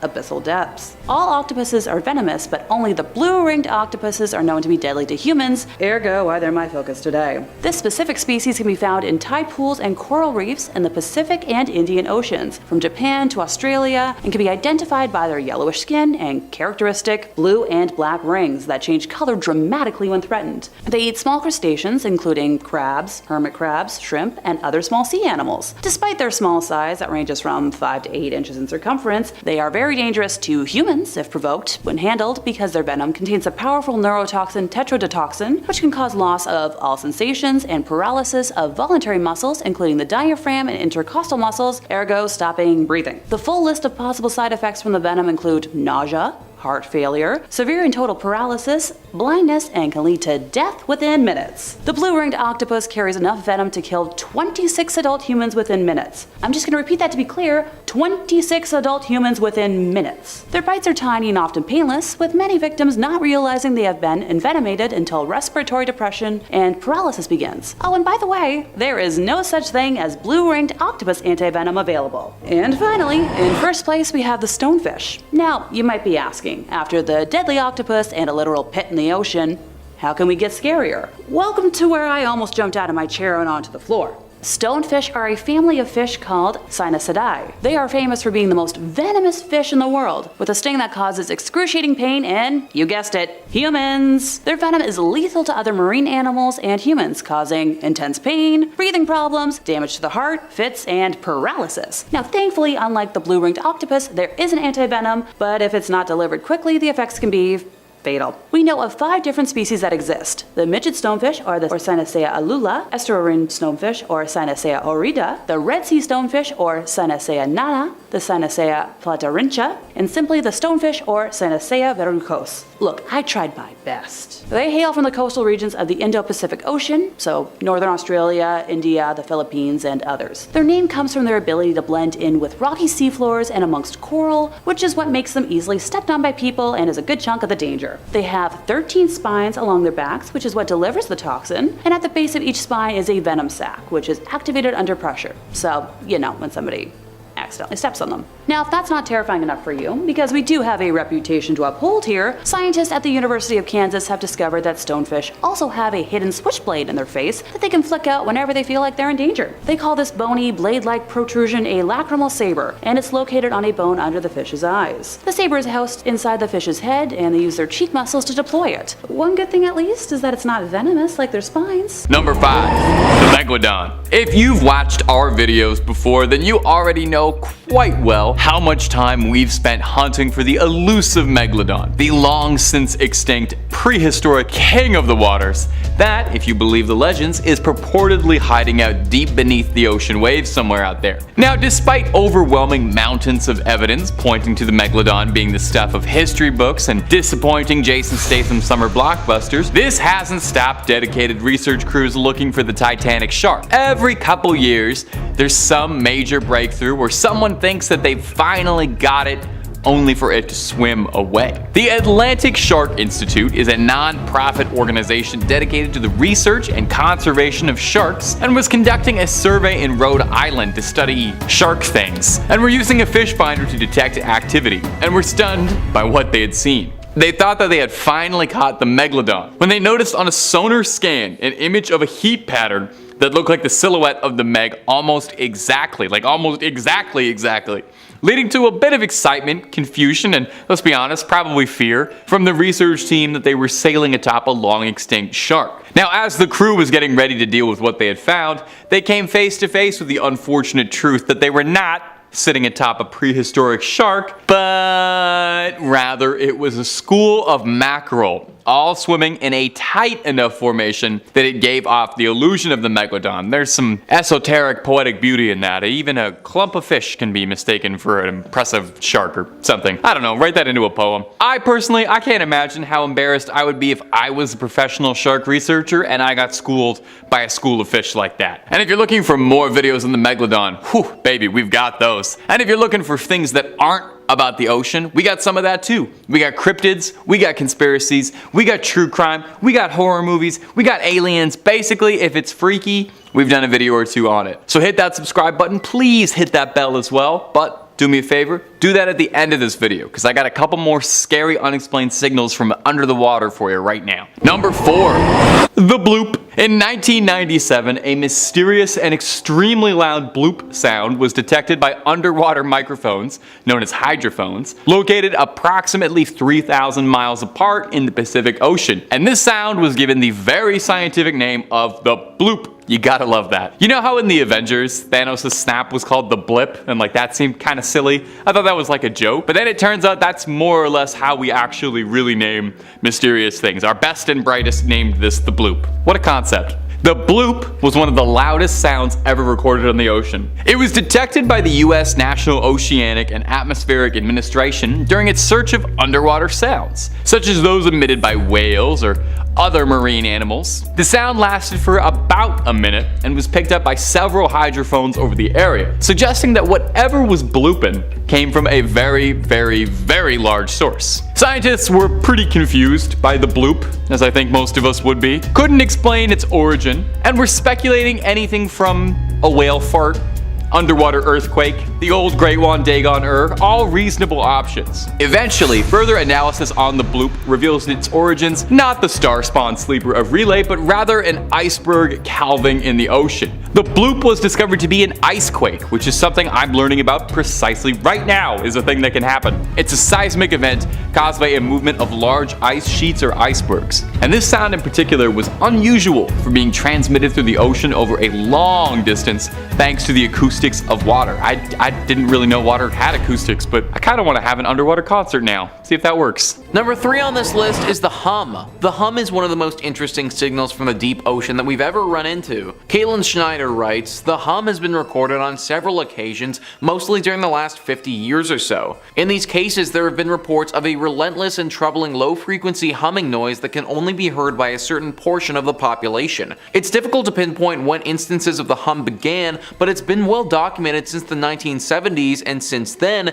cases have popped up all over the world, from Ontario, Canada, to Taos, New Mexico, to Bristol, England, to Largs, Scotland, and Auckland, New Zealand. In most instances, the affected group only makes up 2% of the population, but for those individuals, the hum is largely inescapable and impossible to track. Those affected report never having heard noises before and say the hum is generally heard indoors and becomes louder at night. It's also most common in rural and suburban areas and among people between age 55 and 70. Scientists have long investigated the cause of the drone, occasionally tracing it to industrial equipment emitting particular frequencies. For the most part though, the sound has left the world completely puzzled. The list of other possible culprits is long and wide-ranging. Wireless communication devices, power or gas lines, electromagnetic radiation, radio waves, earth tremors, or the ocean are all suspects. Because the hum appears and disappears, and because the cause may vary from case to case, the phenomenon still baffles researchers. At this point, a few things are clear. The hum is real and likely a byproduct of 21st century living. They think that this sound might come from the ocean, but they're also really not that sure. This is one of those ones that just really doesn't make any sense. Caitlin writes at the end there that it might be a product of 21st century living, but I frankly don't understand that. How is our way of living causing this hum to come from the ocean all around the globe at totally random times? Also, why is it that people from the ages of 55 to 70 are more affected by this? It's stuff like this that reminds me that we aren't as smart as we think we are. Sometimes I think that we're so advanced and that we have it all figured out, but then I'm reminded that there's just this massive hum that occasionally happens which nobody knows why. What it means or what it could do is all a mystery, which honestly adds to the scare factor. Number 2 on this list is skyquakes. So when you hear skyquakes, you probably don't think that they have anything to do with the water, but they actually do. Caitlin Schneider says that skyquakes or unexplained sonic booms have been heard around the world for the last 200 years or so, usually near bodies of water. These head scratchers have been reported on the Ganges in India, the East Coast and inland Finger Lakes of the US, near the North Sea, and in Australia, Japan, and Italy. The sounds, which has been described as mimicking massive thunder or cannon fire, has been chalked up to everything from meteors entering the atmosphere to gas escaping from vents in the Earth's surface, or the gas exploding after being trapped underwater as a result of biological decay, to earthquakes, military aircraft, underwater caves collapsing, and even a possible byproduct of solar and or Earth-based magnetic activity. So there's a lot of explanations there, but I want to circle back to the one about gas getting trapped underwater. Apparently the gas gets trapped and then causes an explosion. Well, what if a ton of gas gets trapped? What if so much gas gets trapped that the explosion doesn't just cause a sound, but actually causes a catastrophic event? It leads to a huge tsunami that just wipes out an entire city. If this is the explanation for the sound, then I don't see why that isn't possible. Which would mean that whenever we hear such a thing, it's just a potential natural disaster waiting to happen. All that makes it a pretty scary sound if you ask me. And finally, number 1 is the bloop. Potentially one of the most infamous sounds ever recorded from the ocean, the bloop has kept experts guessing for years. In 1997, a super low frequency but massively powerful sound was heard in multiple spots around the globe. Experts think that it originated off the coast of South Africa, but are not 100% sure. The fact that it was heard repeatedly over and over again during the summer of 1997, but then was never heard of after that. No one really knows what caused this massive sound, and maybe the most terrifying part is that scientists haven't ruled out something organic. Something organic means something living. A massive, massive creature that would break records for anything that we've ever seen before. Far larger than a blue whale, the largest known creature on the planet. This would be groundbreaking if it was something organic and would totally change the way we look at the ocean. Conspiracy theorists have thought that the government does know what it is and is actually keeping it under wraps for fear of how the public will respond. Some people even believe that it might be Cthulhu, the ancient god written about in the Lovecraftian universe. Now once again, the most accepted explanation is that of a massive iceberg scraping the ground, but if that's what caused it, then why did it keep happening over and over again? Comment down below what you guys think is the true cause of this bloop, because I truly have no idea. Coming in at number 5, we have the narwhal tusk. If any of you have ever seen the movie Elf, then you're familiar with the cute narwhal in the beginning of the movie, and that movie really brought narwhals to the public's attention and making this sea creature more popular than ever before, but so much about this creature is a mystery. In 1577, the English explorer Martin Frobisher led an expedition of 150 men to the northern Canada in search of gold, but they had come across something they had never intended, and that was the sea unicorn. The myth of the unicorn goes back centuries, and the business of unicorn horn trade was sustained through the Middle Ages and Renaissance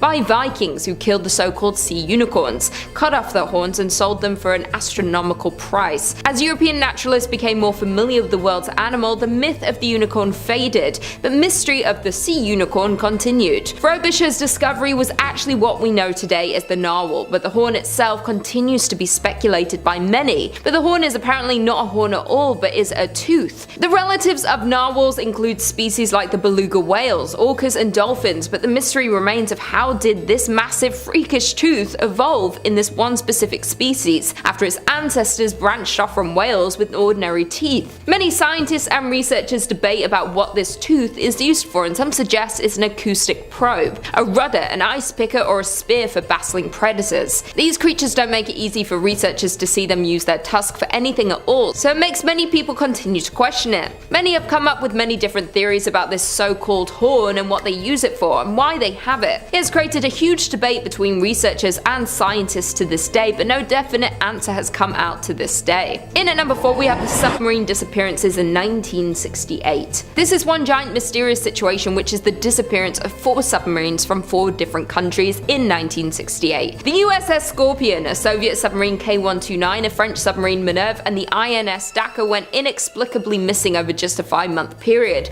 and the last 2 disappearing only 4 days apart. The exact causes of these sinkings remain unknown and remain a mystery over 50 years later. The INS Dakar was scheduled to arrive in Israel on January 29, 1968. When it didn't return, searchers went out to find it, but after a while there was no sign of the missing submarine. So the search ended on February 4th, and the 69-man crew was officially declared dead in 1981. The cause of the sinking was never determined, and theories say that either a mechanical or human error caused a catastrophic accident, or that the submarine snorkel was damaged after hitting another ship, causing it to flood. The Minerve was on the training operation in the Mediterranean on January 27, 1968, and when they were on their way home, the men were caught in a bad storm. When it was 30 miles away from the port, the Minerve made contact with the men on land and said it would port in about an hour, but an hour came and went, and the submarine had never returned. A frantic search was conducted with 20 vessels and aircrafts trying to locate the Minerve, but it was eventually called off on February 2nd when they found nothing. The K-129 with a crew of 98 descended on March 8, 1968, and almost 2 weeks into patrol on the North Pacific, the K-129 failed to send a scheduled radio message. The Soviets soon began a frantic search, and after 2 months of no sign of the submarine,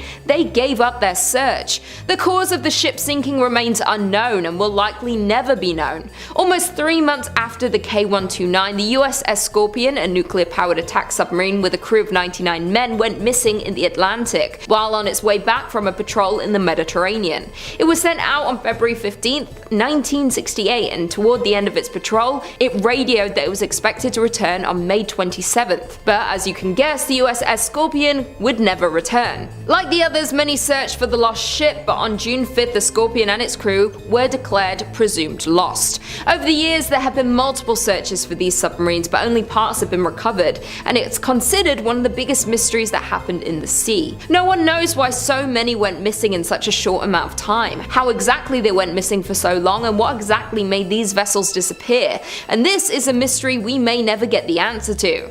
In at number 3 we have vampire squids. Not only are vampires on land, but they also been found in the ocean.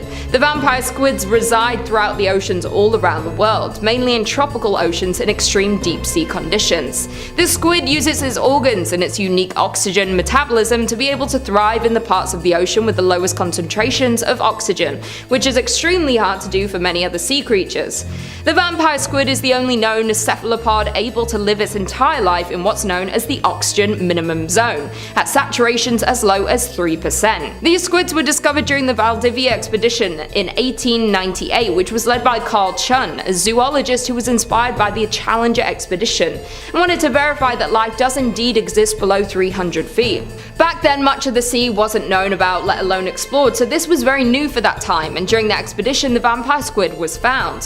When the discovery was made, they were originally described as an octopus because of their physical appearance, and 8 arms, but they are united by a web of skin and were later assigned to be part of the squid family. These scary sea creatures can grow to a length of 1 foot, and their gelatinous body varies in color from jet black to a pale reddish, depending on location and lighting conditions. It is blue or red colored eyes are some of the largest in the entire animal kingdom. If these creatures become agitated, they will eject a sticky cloud of glow-in-the-dark like mucus, which will stick to their predators and make them visible to other predators while the vampire squid escapes. In at number 2 we have chimera fish. These fish are famously called the voodoo doll fish because they look like someone took many different types of parts of fish and mashed them all together, creating a terrifying looking deep sea creature. In Greek mythology, the chimera was a monstrous fire-breathing hybrid creature. These fish are closely related to sharks, and to date there are 50 species of chimera have been recorded worldwide. Most of these fish can be found in the deep ocean, in depths of over 500 meters down, so little is known about these mysterious deep sea animals because they are so difficult to study, let alone find. The chimera fish varies in color from black to pale blue to brownish gray and have long bodies with exceptionally large heads. Their eyes are large and translucent with a green color which helps them to see in the dark deep sea. These fish tend to feed on bottom-dwelling creatures like crabs, octopi, marine worms, and sea urchins. The Chimera crush their prey with their 3 rows of sharp teeth, and like sharks they use electroreception to find their prey in the dark. The creatures are said to have originated over 400 million years ago during the Silurian times, but because of today's overfishing, they're usually a big target, particularly in coastal waters. These creatures are essential to the deep sea ecosystem. They tend to live up to 30 years old, and they also reach sexual maturity late and produce few young, so being a target to fisheries is a huge issue for them. If you're ever going scuba diving, I would beware of the predatory creatures, but thankfully they tend to reside in the deep sea. But they are found in oceans all throughout the world except in Antarctica. And finally, in at number 1 we have garbage. One of the most terrifying on this list is the amount of garbage in our oceans. Garbage is ugly, and it is a threat to all of us on land and especially those living in the oceans. Whenever you go to a beach, no matter in your hometown or on the other side of the world on vacation, you have probably seen some sort of garbage or debris floating in the water or on the beach. The amount of waste in our oceans have created islands of trash that collect into massive piles that float on the surface. One of the most notorious ones is the Great Pacific Patch, or the Trash Vortex, which spans from the west coast of North America to Japan. Last year it was recorded that there are about 5.25 trillion pieces of plastic waste in our oceans, and studies expect this number to triple in the next 2 decades if no significant action is taken. When researchers and divers traveled down to the deepest part of the ocean, which was a record depth, there was one thing that was so unexpected that they saw. This expedition was done by American undersea explorer Victor Vescovo, who was the first person to dive to the deepest points of the Earth's ocean, traveling over 35,000 feet, and is the deepest manned sea dive ever recorded. During his dive, he discovered something truly terrifying and completely unexpected. In the deepest part of the ocean, where no one has ever traveled, a plastic bag was found. Not only are there large pieces of plastic and garbage in our oceans, but it's the microplastic and the remains of trash that are still composting that are more threatening to marine life than anything, because they can quickly enter and poison the creatures living in our oceans and even people. The ocean is vital to our survival, and the amount of garbage and plastic found in our oceans is baffling, and we as humans need to make some serious changes. Number 5 on this list is Julia. According to Wikipedia, Julia is a sound recorded on March 1st, 1999 by the US National Oceanic and Atmospheric Administration. NOAA said the source of the sound was most likely a large iceberg that had run aground off Antarctica. It was large enough to be heard over the entire equatorial Pacific Ocean autonomous hydrophone array with a duration of about 2 minutes and 43 seconds. Due to the uncertainty of the arrival azimuth, the point of origin could only be narrowed to between Bransford Straits and Cape Adar. The most accepted explanation is that a massive iceberg scraped along the ground, but in truth, it could be anything. This was a one-off sound, so we'll likely never know for sure, but an iceberg, a massive animal, some underground volcanoes, maybe even tectonic plates shifting, all of these are potential explanations for why this sound may have come about, and none of them are great. This sound was huge, and if this is what it sounds like for tectonic plates to shift, then they're probably shifting around in ways that we don't really need them to be doing right now. Also, there was a rumor that NASA had photographs of the body of water that was suspected, and that there was a massive shadow in it. People believe that they may have been able to capture a photo of some giant creature down there, but don't want to reveal such information to the public. If the creature is as big as people think, then I kinda understand why. Number 4 on this list is the upsweep. Schneider writes, upsweep is an unidentified sound that's existed at least since the Pacific Marine Environmental Laboratory began recording SOSUS, an underwater sound surveillance system with listening stations around the world in 1991. The sound consists of a long train of narrow band upsweeping sounds of several seconds duration each, the laboratory reports. The source location is difficult to identify, but it's in the Pacific around the halfway point between Australia and South America. Upsweep changes with the seasons, becoming loudest in spring and autumn, though it isn't clear why. The leading theory is that it's related to volcanic activity. This sound or signal is very unique because it keeps coming back and changes with the weather. Frankly, I don't really understand how this could possibly be related to volcanic activity, because the season is dictating how loud or soft the noise is. Why would the fact that we're in fall change anything about a volcano's activity and therefore the sound? Is it possible that this explanation is just an explanation of convenience, and the fact of the matter is, no one really has any idea why this is happening, or maybe even worse, they do know why it's happening and are just covering it up anyways. In at number 3, a suspected UFO. In 2011, a group of Swedish divers discovered a mysterious object at the bottom of the Baltic Sea, which is a part of the Atlantic Ocean. The divers that were exploring the sea floor that came across the UFO-shaped object had their equipment stop working as they approached the object. Professional diver Stephen Hogenberg, who is part of the Ocean X team, said that some of the team's cameras and satellite phones refused to work when directly above the object and would only work when they were at least 200 meters away from the so-called UFO. The Swedish diving team noted there was a 985-foot flattened out runway leading up to the object, implying that it skidded along the path before stopping. Member Dennis Asberg said, "I am 100% convinced and confident that we have found something that is very, very, very unique." Many of the divers were convinced that their finding was in fact a UFO, but some added theories that maybe the object could have been a meteorite or an asteroid, a volcano or a U-boat from the Cold War, but no one was really sure. The divers had returned to the site the next year to get a better look at the anomaly and had in fact found a second object near the first finding. They had taken a sonar image of the new finding due to mysterious electrical interference. It wasn't much of a clear image, and the group had only released the original finding image because the second finding was so blurry. With only a single blurry image and little information, many speculate that the object at the bottom of the Baltic Sea could in fact be a UFO, a portal into another world, or even an underwater Stonehenge. The theories received more attention when artist Hawk Vact had created a 3D interpretation of the mysterious object, which looks eerily similar to a UFO or something not of this world. On December 10, 2014, the website Earth We Are One actually published an article claiming a UFO shaped like a Millennium Falcon from Star Wars had been discovered at the bottom of the Baltic Sea and explained more about the dive and findings. We may never really know what this mysterious object truly is, and many believe it might be, but others believe it could be something else, but no one really knows. In at number 2, we have giant eyeball. In 2012, a giant eyeball was found by a beachcomber in Pompano Beach in Florida, and this discovery is baffling wildlife officials. The softball-sized eyeball was reported to the Florida Fish and Wildlife Conservation Commission and then sent to the Fish and Wildlife Research Institute in St. Petersburg to be put on ice, so further analysis could be done to try and figure out what sea creature this eyeball had come from. Marine biologists will use genetic testing to try and solve this mystery and try and find an answer. When the picture came out of this mysterious eyeball, the internet went crazy, and the mystery eyeball soon went viral, and some have suggested that the eye came from a monster fish, a giant squid, or even a whale. Many people are leaning towards the eyeball is from a giant squid, but the spokeswoman for the Fish and Wildlife Research Institute, Carly Segelson, said they are leaning toward a different scenario. The primary suspect right now would be a large fish like a swordfish, a tuna or some sort of deep water fish species.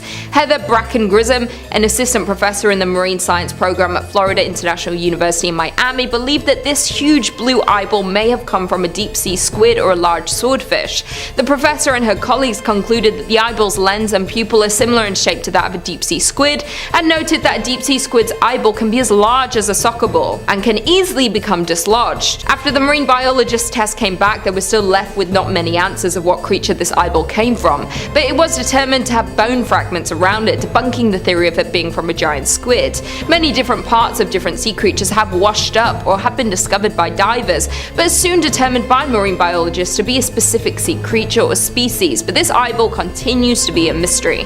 This story just proves that we know very little about the ocean and who or what is swimming down there, especially in the deepest depths of the sea. And finally, in at number 1, we have Icicle of Death, or better known as the icy finger of death. It creeps through the ocean's depth like a frozen eel, an eerie phenomenon known as brine icicles. Brinesicles are most commonly called the icicles of death. It freezes everything it touches. Only discovered in the 1960s, these things grow towards the sea floor from the base of the Arctic and Antarctica sea ice. This phenomenon happens when extremely cold brines sink to the bottom of the water, reaching warmer seawater below. The water around it flash freezes, creating a descending tube of ice known as a brinacle.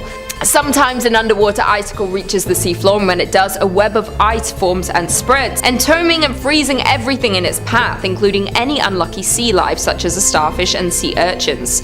Andrew Thurber, professor at Oregon State University, an avid diver, had actually seen a brinacle bloom firsthand and stated, They look like an upside-down cacti that are blown from glass, like something from Dr. Seuss's imagination. They're incredibly delicate and can break with only the slightest touch. The formation of a brinacle was first filmed in 2011 by producer Catherine Jeffs and cameraman Hugh Miller and Doug Anderson for the BBC series Frozen Planet.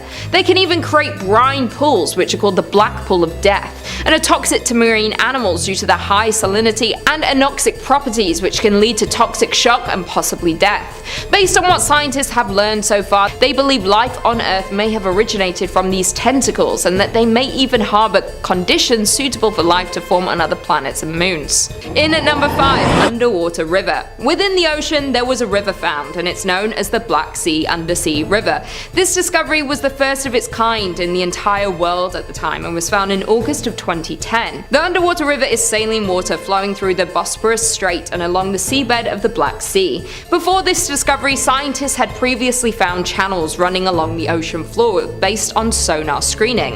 One of the largest is from the mouth of the Amazon River into the Atlantic Ocean and found off the coast of Greenland, the Congo, and Bengal. It was believed that these channels could possibly function as rivers. It was this discovery specifically that truly proved their theory correct. This river functions due to the salty ocean water spilling through the Bosporus Strait from the Mediterranean Sea into the Black Sea, where the water has a lower salt content. The largest of these rivers are several miles wide and run for thousands of miles out into the deep ocean, and they proved to be vital to the creatures living in and around them. In many ways, these underwater rivers are very similar to rivers we see on land. They have banks on either side, and smaller rivers feed into the larger ones. These rivers carve valleys into the sea floor, and they follow certain paths and can even change course. Due to the power and unpredictability of these rivers, they have been extremely difficult to explore and learn more about. Researchers tend to send down recording instruments and robotic submarines to try and learn more about these rivers. Sedimentologist Dan Parsons says that these rivers are incredibly powerful and have destructive flows, so it's important we understand how they work. If it was a river on the surface of the Earth, then it was ranked as the 6th largest river in the world. This discovery is truly an amazing natural wonder, and because they are so hard to research, study, and learn about, it's an incredible phenomenon. In at number 4, we have Great Blue Hole. The Great Blue Hole is located in Belize and is truly a wonder. The hole is a natural sinkhole with surrounding corals and shallow water, accounting for the perfect circle shape and deep blue color. It lies near the center of Lighthouse Reef, and it was formed during several occurrences of Quaternary glaciation when the sea levels were much lower. Fun fact about the Lighthouse Reef can actually be seen from space, and the Great Blue Hole is near the center of it and can see it so clearly from so far away. This site was made famous by Jacques Cousteau, who declared it one of the top 5 scuba diving sites in the world. It was first discovered in 1971 and then explored much more during an expedition in 1997 to collect core sample from the Blue Hole's floor and document the cave system. In December 2018, 2 submarines descended into the Blue Hole to be able to map its interior, and using solar scanning, they were able to make a 3D map of the 1,000-foot wide hole. They had discovered that there was a layer of hydrogen sulfide around 300 feet down. The Great Blue Hole has its name for a reason. It is extremely deep, and it has measured over 400 feet deep. At that depth, it becomes very dark, cold, and not much can survive down there. The submarine expedition also discovered bodies of 2 divers at the bottom. They were believed to be 2 out of 3 divers who had gone missing while diving there. This massive hole is a very popular spot for scuba divers for its crystal blue color and being able to see many different species in and around the area. There are many different types of fish, including the midnight parrotfish and the Caribbean reef shark, along with different shark species like the bull shark and hammerheads. In 2012, the Discovery Channel ranked the Great Blue Hole as number 1 on its list of the top 10 most amazing places on Earth, and if you're interested in checking out this natural wonder, there are full-day trips from the coastal tourist communities in Belize, and you can explore the Great Blue Hole. Number 3, Julia. Our next deeply unsettling signal is the Julia signal. Not the most unsettling name, that's actually a lovely name. But it was a series of strange low-frequency sounds detected in 1999 by the US National Oceanic and Atmospheric Administration in the Pacific Ocean near the coast of Chile, intended to reach Julia Roberts, we think, or Julia Louis-Dreyfus. The sounds were similar in nature to the bloop, a signal you should know quite a lot about because we did just talk about it. Remember, Icequake earthquakes, water acoustics, yada yada yada. Is any of this ringing a bell approximately a minute and 30 seconds ago when I told you all this stuff? This signal was a very low frequency VLF radio signal with a frequency of around 52 hertz. That's how many cycles per second. These signals lasted for about 15 seconds, a series of ascending and descending tones that were over shortly after they began. The signal was named Julia after the researcher who first discovered it, although the origin and purpose of the Julia signal remains completely unknown. So what on this big blue earth was the Julia signal? Well, there have been all sorts of speculations about the source of it. That's pretty much all we can do is speculate what it might have been, ranging from natural phenomena like underwater earthquakes, ocean currents, or, let's get fun, particularly wild possibilities like secret military communications, extraterrestrial activity, undersea aliens. It's more likely than you think. It's no wilder than above sea aliens. Now there are some too who believe that it could be as simple an explanation as a mistake, an error in a reading somewhere, some technology going haywire, which I think would be pretty embarrassing, personally. Well, your guess is genuinely as good as mine, and probably even as good as the researchers' guesses, since no one has figured out what the Julia signal was all about to date. Number 2, upsweep. Coming up next on our list of strange signals we can't quite figure out is going to be the upsweep signal. I like, by the way, that they've all got fun little code names. You know, they're not just called the weird signal of 1991. No, they got backstories, they got personality, they got a little chutzpah. The upsweep signal is a mysterious sound that was first recorded by the U.S. National Oceanic and Atmospheric Administration's Pacific Marine Environmental Laboratory, that's the NOAAPMELRESPECT, in August 1991. The sound is a series of narrowband, upsweeping sounds, hence the name, that sounds like a siren, with a dominant frequency around 1 hertz and the most intense between the frequencies of 0.5 and 2.5 hertz. The sound was heard continuously until 1994, and has been recorded every year since then, but at a lower intensity. I guess the neighbors told them to turn the volume down just a little bit. Despite years of study, the source of the upsweep signal still remains unknown to this day. There are theories, of course, but nothing that we can conclusively prove or point to as one being correct. One possibility: volcanic activity, undersea tectonic movements. Some researchers have speculated that the sound may be caused by the movement of magma deep beneath the seafloor, which could be producing a vibrating or resonating effect in the water column. Another fun theory is that the sound is related to the movement of large groups of marine animals, such as fish or whales or megalodons. It's possible that the upsweep signal is a result of the vocalizations or movements of a big old group of animals, although they haven't found one animal in particular that they can point to as the source of the sound. I think if we're learning anything today as a class, as a group, it's just how many mysterious unexplained signals the NOAA deals with. I'm starting to wonder if there's any explained signals the NOAA has found. Also, have you enjoyed how this list is basically the same point 4 or 5 times? I did. I'm having a lot of fun with this one, to be honest. Number 5, whistle. Our last mysterious deep sea signal that we're going to try and uncover is the whistle. It's an enigmatic sound that was detected in 2016 in the Mariana Trench. Not by the Marianas Trench, the Canadian indie rock band. I do get them mixed up too. Coming from the deepest part of the world's oceans, this strange sound was picked up by a hydrophone array by everybody's favorite aquatic branch of the government, the NOAA. It was described as a long, high-pitched whistle that lasted for several minutes. Now, the whistle stands out amongst its brothers and sisters with strange sounds for its weirdly long duration and the fact that it was picked up at multiple locations around the ocean. This tells us possibly that the sound was produced by a large and powerful source that was capable of transmitting its signal over great distances. The signal was detected by sensors that were part of the Ocean Observatory's initiative that had been installed in the deep sea in order to monitor seismic activity, volcanic eruptions, and other natural phenomena. Despite being detected a while ago, much like every other weird signal on this list, we don't really know what's going on with it, like at all. Scientists, same explanations I've listed in all the other points: seismic activity, tectonic plates, result of underwater volcanic activity, or, of course, old gods waking from their formless slumber, ready to cast the world into an eternal deep and dreamless sleep. It very well could be any one of those things. Could also just be nothing. Coming in at number 5, we have stranded ship. In Zakynthos, Greece, on the beautiful beaches lays a haunting sight of a stranded and rusting MV Panagiotis ship washed up on the shore in 1980 and continues to lay on the sand to this day. Many tourists come to view this phenomenon, and due to the mysterious ship, it's been nicknamed Shipwreck Beach. Little is known about the ship and is highly debated. One theory is that the ship was used for smuggling and abandoned when the crew were being pursued by the Navy on their way to Piraeus from Albania. Another theory states that the ship was making its way from Turkey with a freight of contraband cigarettes headed for Italy. When encountering stormy weather, the ship went into a cove where the crew abandoned the ship in fear of getting caught. Soon after the ship was abandoned, rumors started swirling that the ship had many valuable items on it, and authorities eventually convicted 29 people for looting cargo and valuable equipment from the wrecked ship.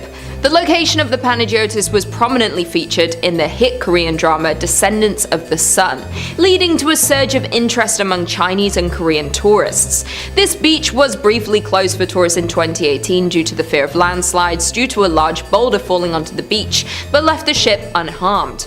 The beach was later opened, and that same year the beach was named as the world's best beach in a poll by over 1,000 travel journalists and professionals. The beach and surrounding areas are stunning, but the mystery of the ship lingers and gives creepy vibes when you're on vacation in such a beautiful place. Some tourists have stated while getting close to the ship they've heard noises coming from inside, and some locals believe that this ship is haunted by the past crew members. In at number 4 we have numerous lost cities. One of the most famous lost cities that have been located in the ocean is the lost city of Atlantis. The lost city used to actually consist of a few islands where the founders had created a utopian civilization and became a great naval power. Their home consisted of concentric islands separated by wide moats and linked by a canal. The island of gods contained gold, silver, and other precious metal and had an abundance of rare and exotic wildlife. Many believe Atlantis and the story behind it was a fictional story that was created by an ancient Greek philosopher Plato, but others believe it was a real story and that the lost city is supposedly located in the Atlantic Ocean, while others say it's the Mediterranean or under Antarctica, and this is a popular debate. Besides the highly debated Atlantis, there are currently at least a dozen lost cities that rest at the bottom of the ocean near places like Greece, Japan, and India. The sunken palace of Cleopatra is one of the most fabled underwater remnants of the ancient world. It had sunken more than 1400 years ago when an earthquake and tsunami hit Alexandria, Egypt. One of the most spectacular and intact lost cities is Xicheng, or otherwise known as the Lion City, which is located at the bottom of China's Quandiao Lake. Not from ancient times, but apparently it was purposely flooded in 1959 to make room for a dam and an adjoining hydroelectric station. Another lost city comes from Dwarka, India, which is known as the Gateway to Heaven, which was an ancient city dating back as far back as 574 AD. The ancient Dwarka was sunken by the rising of the ocean levels and taken to the bottom of the sea at the Gulf of Cambay. Marine archaeological explorations have shed light on the structures and other artifacts these ancient people lived in. Many things have been seen and recovered, like ancient structures, grids, pillars, stone anchors, pottery, stone sculptures, bronze, copper, and so much more. Coming in at number 3 we have the Bermuda Triangle. Named for the triangular shape of around 500,000 square miles of ocean between Miami, Bermuda, and Puerto Rico. For centuries, the Bermuda Triangle has been mystified as a harrowing patch of ocean where sailors and pilots are prone to lose contact with the natural world and disappear forever. Back when Christopher Columbus first sailed the area, he claimed to see a giant ball of light in the sky that crashed into the horizon and made it glow. Soon after, all sorts of strange events happened in the area, including several boats mysteriously disappearing, and in one incident in 1945, an entire squadron of US torpedo bombers vanished into thin air due to all these weird instances, giving this place the name the Devil's Triangle. The exact number of ships and airplanes that have disappeared is not known, but it's estimated that around 50 ships and 20 planes have been victim to the Bermuda Triangle, and many of these mysterious disappearances of these ships and planes have never been recovered. Many see the Bermuda Triangle as a real phenomenon and have multiple theories to try and explain this mysterious place, and some of these theories are human error, paranormal explanations, violent weather like hurricanes, the Gulf Stream, which is a major surface current within the ocean, methane hydrates, which is a form of natural gas that causes bubbles to form around the ship and ultimately sink it without warning. All of these are only theories, and the Bermuda Triangle to this day is the most notorious sea legend of all time. In at number 2 we have the Gulf of Mexico's cursed shipwreck. An estimated 4,000 shipwrecks litter the seabed across the stretch of water, and the Gulf of Mexico is one of the wealthiest locations for maritime archaeology in the world. In February 2001, oil workers for ExxonMobil were laying some pipeline when they happened to stumble upon a shipwreck about 2,600 feet deep. After discovering the wreckage, a team was assembled to explore this mysterious ship, but nothing seemed to go right. The exploration submarine malfunctioned right as it was getting ready to go down to check out the wreck, and that was only the beginning of these mysterious malfunctions. Others include video monitors going out whenever they fired their thrusters, sonars breaking, and hydraulics going haywire with no explanation for any of these problems. After nothing working and things continuing to break, the Navy sent a researcher submarine down to investigate the wreckage, and on the way down it suddenly self-destructed, and somehow when it finally did get to the wreck,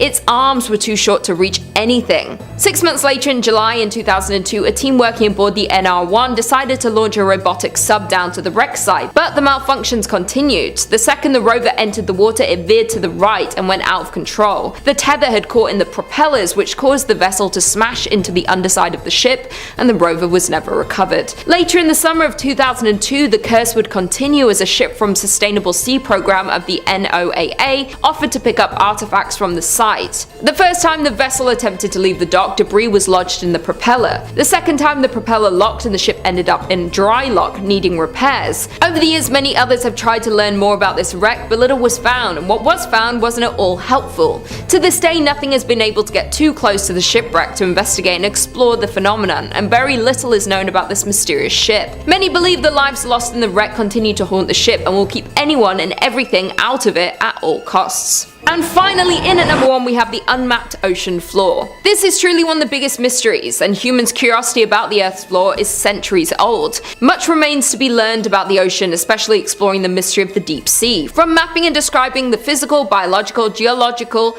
chemical, and archaeological aspects of the ocean and understanding their dynamics. For centuries, scholars believed the deep sea to be a lifeless place. Until the late 19th century, we've discovered there is a diversity of life and creatures living down there. Many researchers and divers had tried to dive and take submarines down to explore more of this unknown place, but it's very hard due to the extremely cold temperatures, the darkness, and the literally bone-shattering pressure that's more than 1,000 times that at sea level. In 2019, a retired naval officer, Victor Vescovo, set a new record as one of the deepest dives to date, reaching almost 36,000 feet down in a submarine into the deepest place on Earth, the Marianas Trench. The ocean covers more than 70% of the planet's surface, driving weather, regulating temperature, and ultimately supporting all life's organisms. Throughout history, the ocean has been a vital source of sustenance, transport, commerce, growth, and inspiration. But to this day, more than 80% of the ocean remains unmapped, unobserved, and unexplored, and it's still unknown how deep the ocean really is.